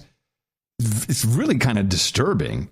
Oh God! And so there's one video right after the bomb, and this is a video journalist, and she's running around, and then she sees someone in uniform, and she's saying, "Stop! I want to talk to you." And then remember, this is Mariupol. This is a warrior in a camouflage uniform with a weapon. AK-47.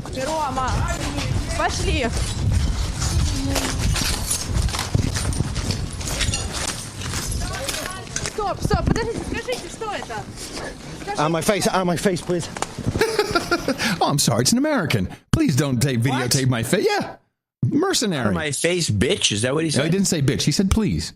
No, he said out of my face, please? Yeah. Play it again. Because he's a mercenary. They're polite, but they will kill you. Стоп, подождите, скажите, что это?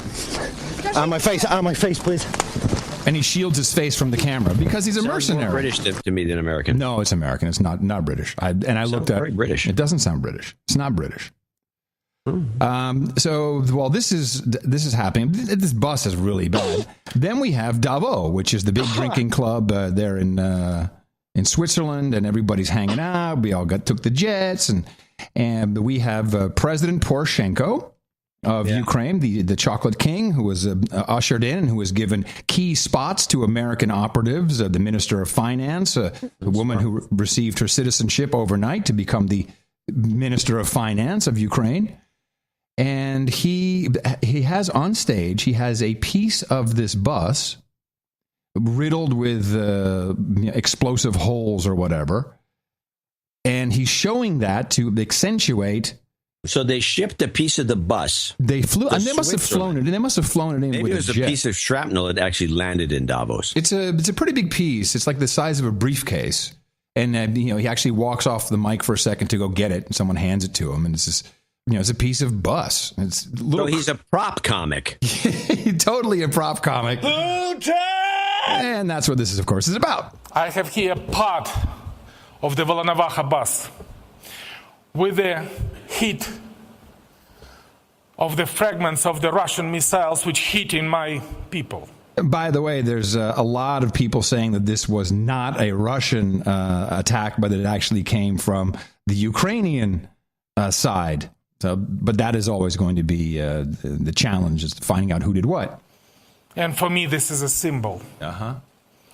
Symbol of the terroristic attack against my country. The same way symbol like Charlie Hebdo, and the same way symbol.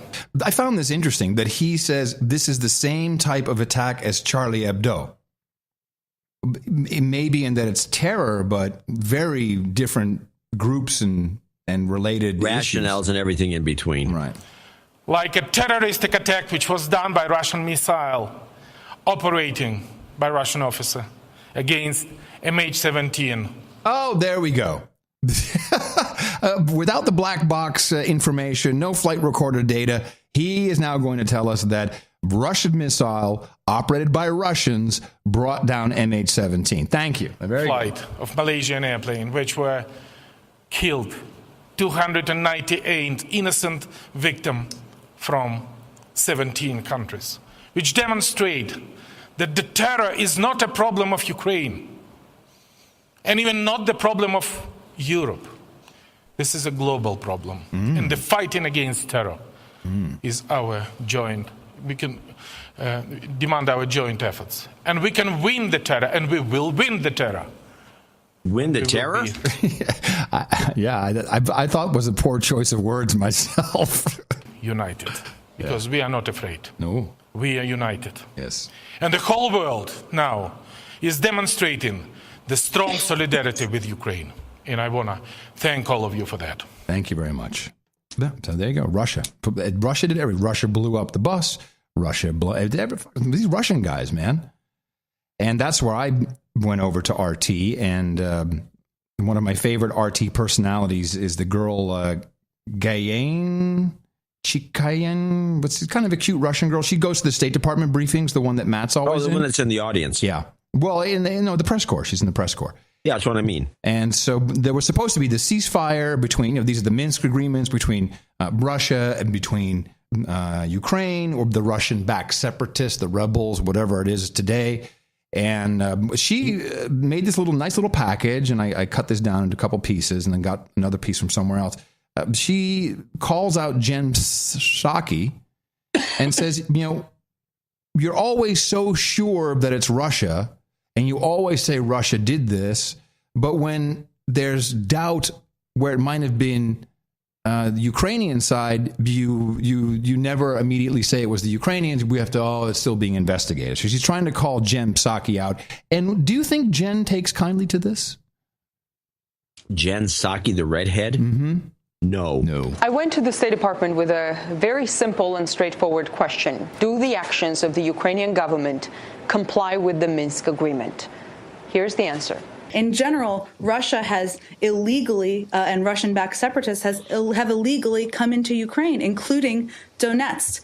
Ukraine has a responsibility and absolutely the right to defend themselves. Now, we certainly expect both sides to abide by the Minsk agreements. We have not seen that happen. We've seen a lot of talk, not a lot of backup from the Russian side. If there are specific incidents, I'm more than happy to talk about them. I'm specifically asking about the actions of the Ukrainian government. Can you give a more definitive answer whether or You're not not they talking comply about a with the specific Minsk incident. agreement? I think I'll leave it at what I said.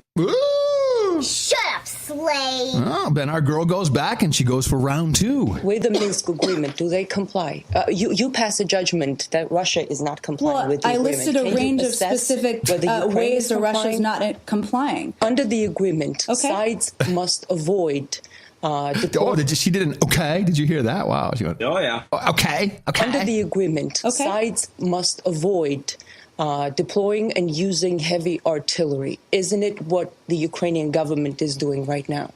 Well, first of all, let's start again with the fact that Russia has illegally intervened in Ukraine and come into a country that was a sovereign country.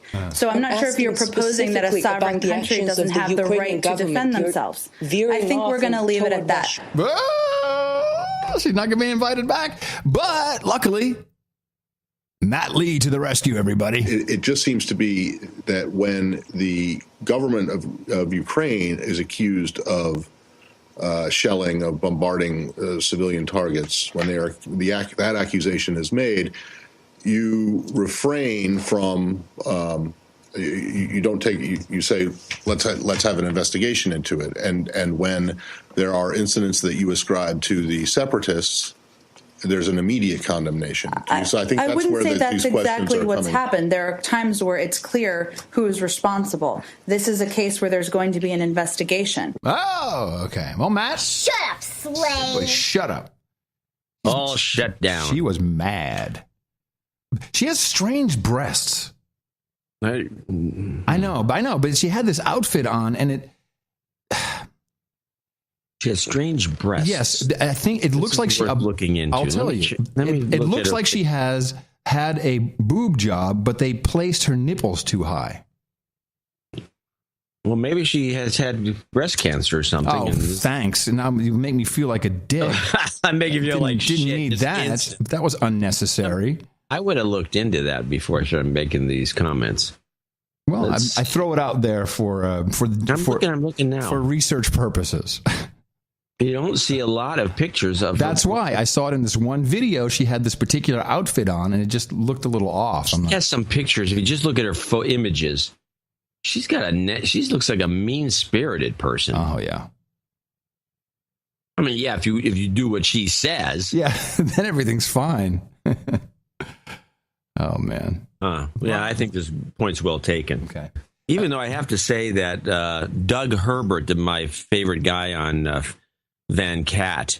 Oh yes, Doug Herbert. He's actually throwing a little of the blame for all this. He says he's noticed. He thinks it's all Putin, that he cranks it up, turns it off. He says it gets control of a valve when it comes to the violence in this area.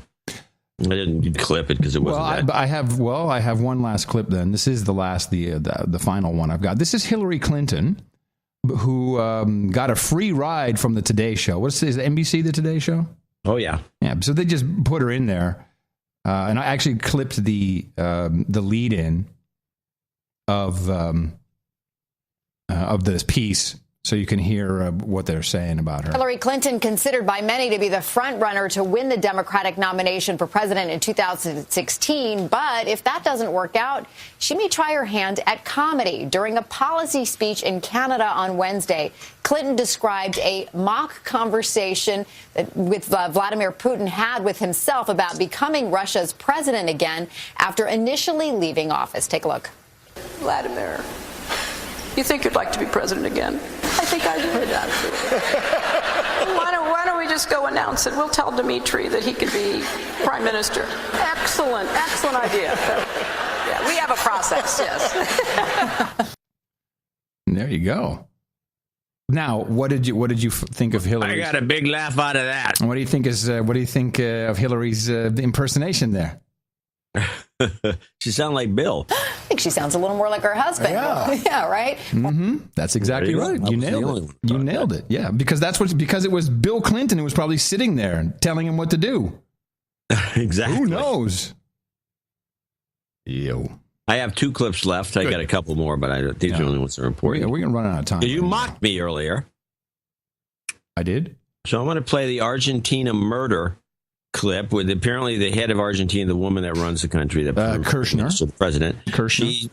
She now agrees that the guy was murdered. The guy doing the the prosecutor who was trying to out her.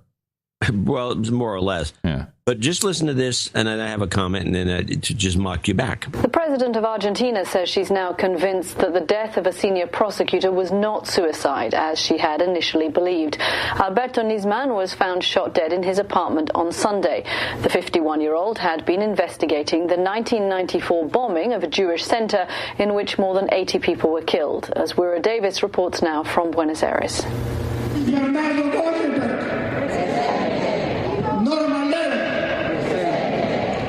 Remembering the dead. 21 years after a huge bomb attack on a Jewish cultural center in Buenos Aires, a new name has been added to the list of victims. Alberto Nisman, the prosecutor who'd been investigating the 94 bombing. Many here think he was killed for getting too close to the truth. 85 people died when the center known as Amir was destroyed, a soft target at the heart of one of the biggest Jewish communities outside Israel. Although no one's ever been successfully prosecuted, suspicion has long focused on Iran and its ally Hezbollah. Prosecutor Nisman went even further. He accused senior figures, including the Argentine president, Cristina Fernández de Kirchner, of trying to do a deal with Iran, agreeing to absolve it of blame in return for lucrative trade agreements.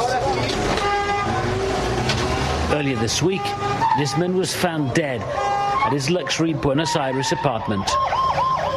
Initially, the president suggested Nisman committed suicide, but she backtracked, accepting via social media that it was most likely a case of murder. Social media. Yeah.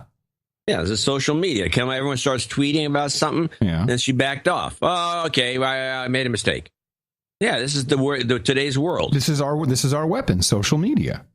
Yeah, but where social media, which is what was going on with this stupid Obama deal and everything. Now I have an educational clip that we could play just before the end of the show that I think is interesting. At least it was interesting to me. Is it called educational clip? Because I don't see it then in that case. No, it's called. Well, you could do that. It's called tea versus chai. Oh, okay. People need to know this. I'm telling you, this is the price of admission for this show. I'm with you. You would not know any of this if it wasn't for this clip. And I will say right off the bat, I have always thought chai was just a Starbucks way of saying tea. Wrong. Was there anything that you really wanted to put in there? One little aside, story, anecdote that you didn't get to put in there? I didn't get the history of tea into there. Tea is a good one. So just in one sentence, languages of the world are split in whether the word for tea starts with a T or it starts with a ch. So chai, which we think of as masala chai, this Indian drink. Chai is the word for tea in Russian and in Mongolian and in Hindi and all these languages. But lots of languages like English and French and Dutch have a word starting with the T. And it turns out languages that traded with China by sea, their languages start with a T. Languages that traded with China by land, they got the word from the dialects that have a ch at the beginning, and their words for tea start with a ch. So you can tell the history of how countries interacted with China just by the first letter of their word for tea. Huh. Ha! Well, so I was right. So Starbucks interacts by sea. Yes. Or by land. Starbucks interacts with China by land, yes. Well, it's true. The Dutch, of course, were seafaring nations, so they say thee, which is Thee. Huh, I didn't know that. I didn't either. Oh, that's why I thought it was a fascinating educational clip, which I'd like to contribute to the show every so often. This is a very good thing. Are you doing the This Week in Trannies? No? No. I have some tech news. You want to just do that? We can save it if you want. I mean, it's just... I'd rather save it because I don't have any tech news. I have 3 pieces of tech news. I got like some tech news just to go. So you want to do tech news? Just real briefly. Well, why not? We might as well just for a second. iPhone, schmyphone. The way I see it, the only good phone's a landline, and the phone should be made out of Bakelite. There you go. All right. 3 pieces of news for you. Okay, here we go. Number 1. I have not seen this discussed, but but we should have talked about it actually on the Thursday. That healthcare.gov, the Affordable Care Act, i.e., the Obamacare website. Yeah, this is a big deal. Yeah, they were taking. They had all kinds of trackers and bugs that were and selling the mailing. Selling it. Yeah, which is illegal. And here's the latest update. The headline, this is from AP, Obama administration reverses itself on release of consumer data from healthcare.gov. Yeah, that's a nice way of putting it, but that's not exactly what happened. Associated Press confirms the administration made changes to the website to scale back release of consumers' personal information to private companies that analyze internet performance and sell ads. This should be the top of the news. Yeah, I mean, there are HIPAA. There are real laws on the books about doing this kind of stuff. Yeah, I know. It was sending age, income, zip code, tobacco use, if a woman is pregnant or not. Right, which is confidential medical information. It's totally confidential, and it was hard coded in the URLs, which is the funniest thing. Morons. So that to me should be tech news at the top of the list. Number 2 on my list, I did not know this. Apparently, Ford in particular have when you I drove an EcoBoost Ford a couple weeks ago. Okay, and you kick it down like brrr, and then the engine comes to life. Right, turns on a turbocharger. Apparently, all of these automobiles have active noise control systems that amplify the engine through the car speakers.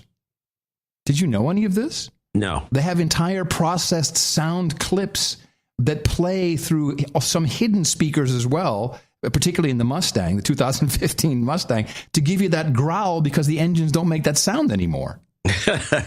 and they're admitting to this. I had no idea that this was going on. I didn't know this either. This is news to me. That is worth investigation. And then finally, I had a chance to watch, what's that movie about the Enigma machine? I watched it on one of Mickey's screeners. Yeah. What's the name of that movie? The Imitation of Something or Other. Yes. Okay. Yeah, The Imitation of Game? Life. Yeah, whatever. The Imitation Game. It's about the Enigma machine. Yeah, it's about Turing, isn't it? It's about the Enigma machine. Okay, it's about an Enigma. Okay, I didn't see it, so. Well, if you know anything about the Enigma machine, if you know anything about the history, of course, of the Great Wars and how important this was to crack the code and to be able to understand German intelligence. Do you know who really first cracked this code and who were instrumental in this entire process of the Australians, the Poles? I thought the Australians. It was the Poles. Okay. It was first broken by the Polish Cipher Bureau.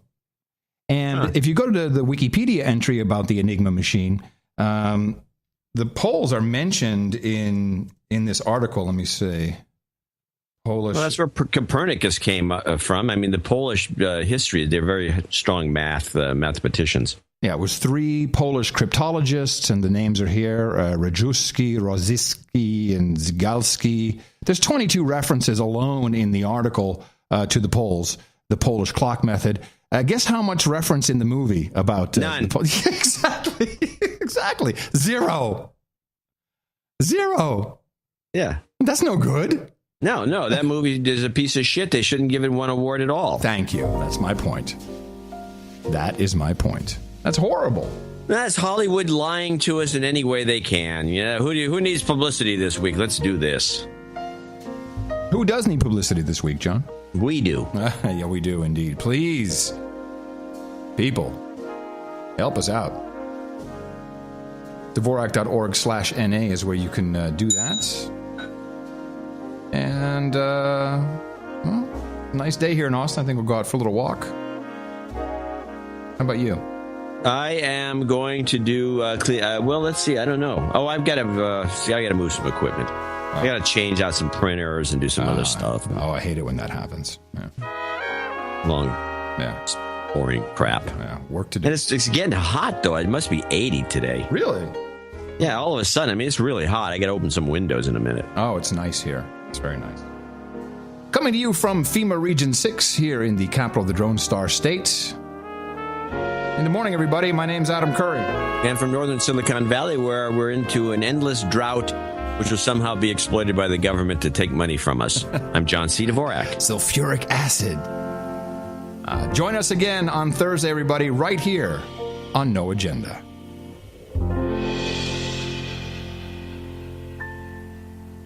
And her head is gone. It was worth it. It was worth it. Bomb them, and bomb them again. Bingo, boom, boom, chaka-laka-laka, boom, boom, boom, boom, chaka-laka, boom, boom. Ow! ISIS. We will follow them to the gates of hell. ISIS. I feel good. I'm Joe Biden, and thank you for taking the time to listen. Adios, mofo. The best podcast in the universe. Dvorak.org/NA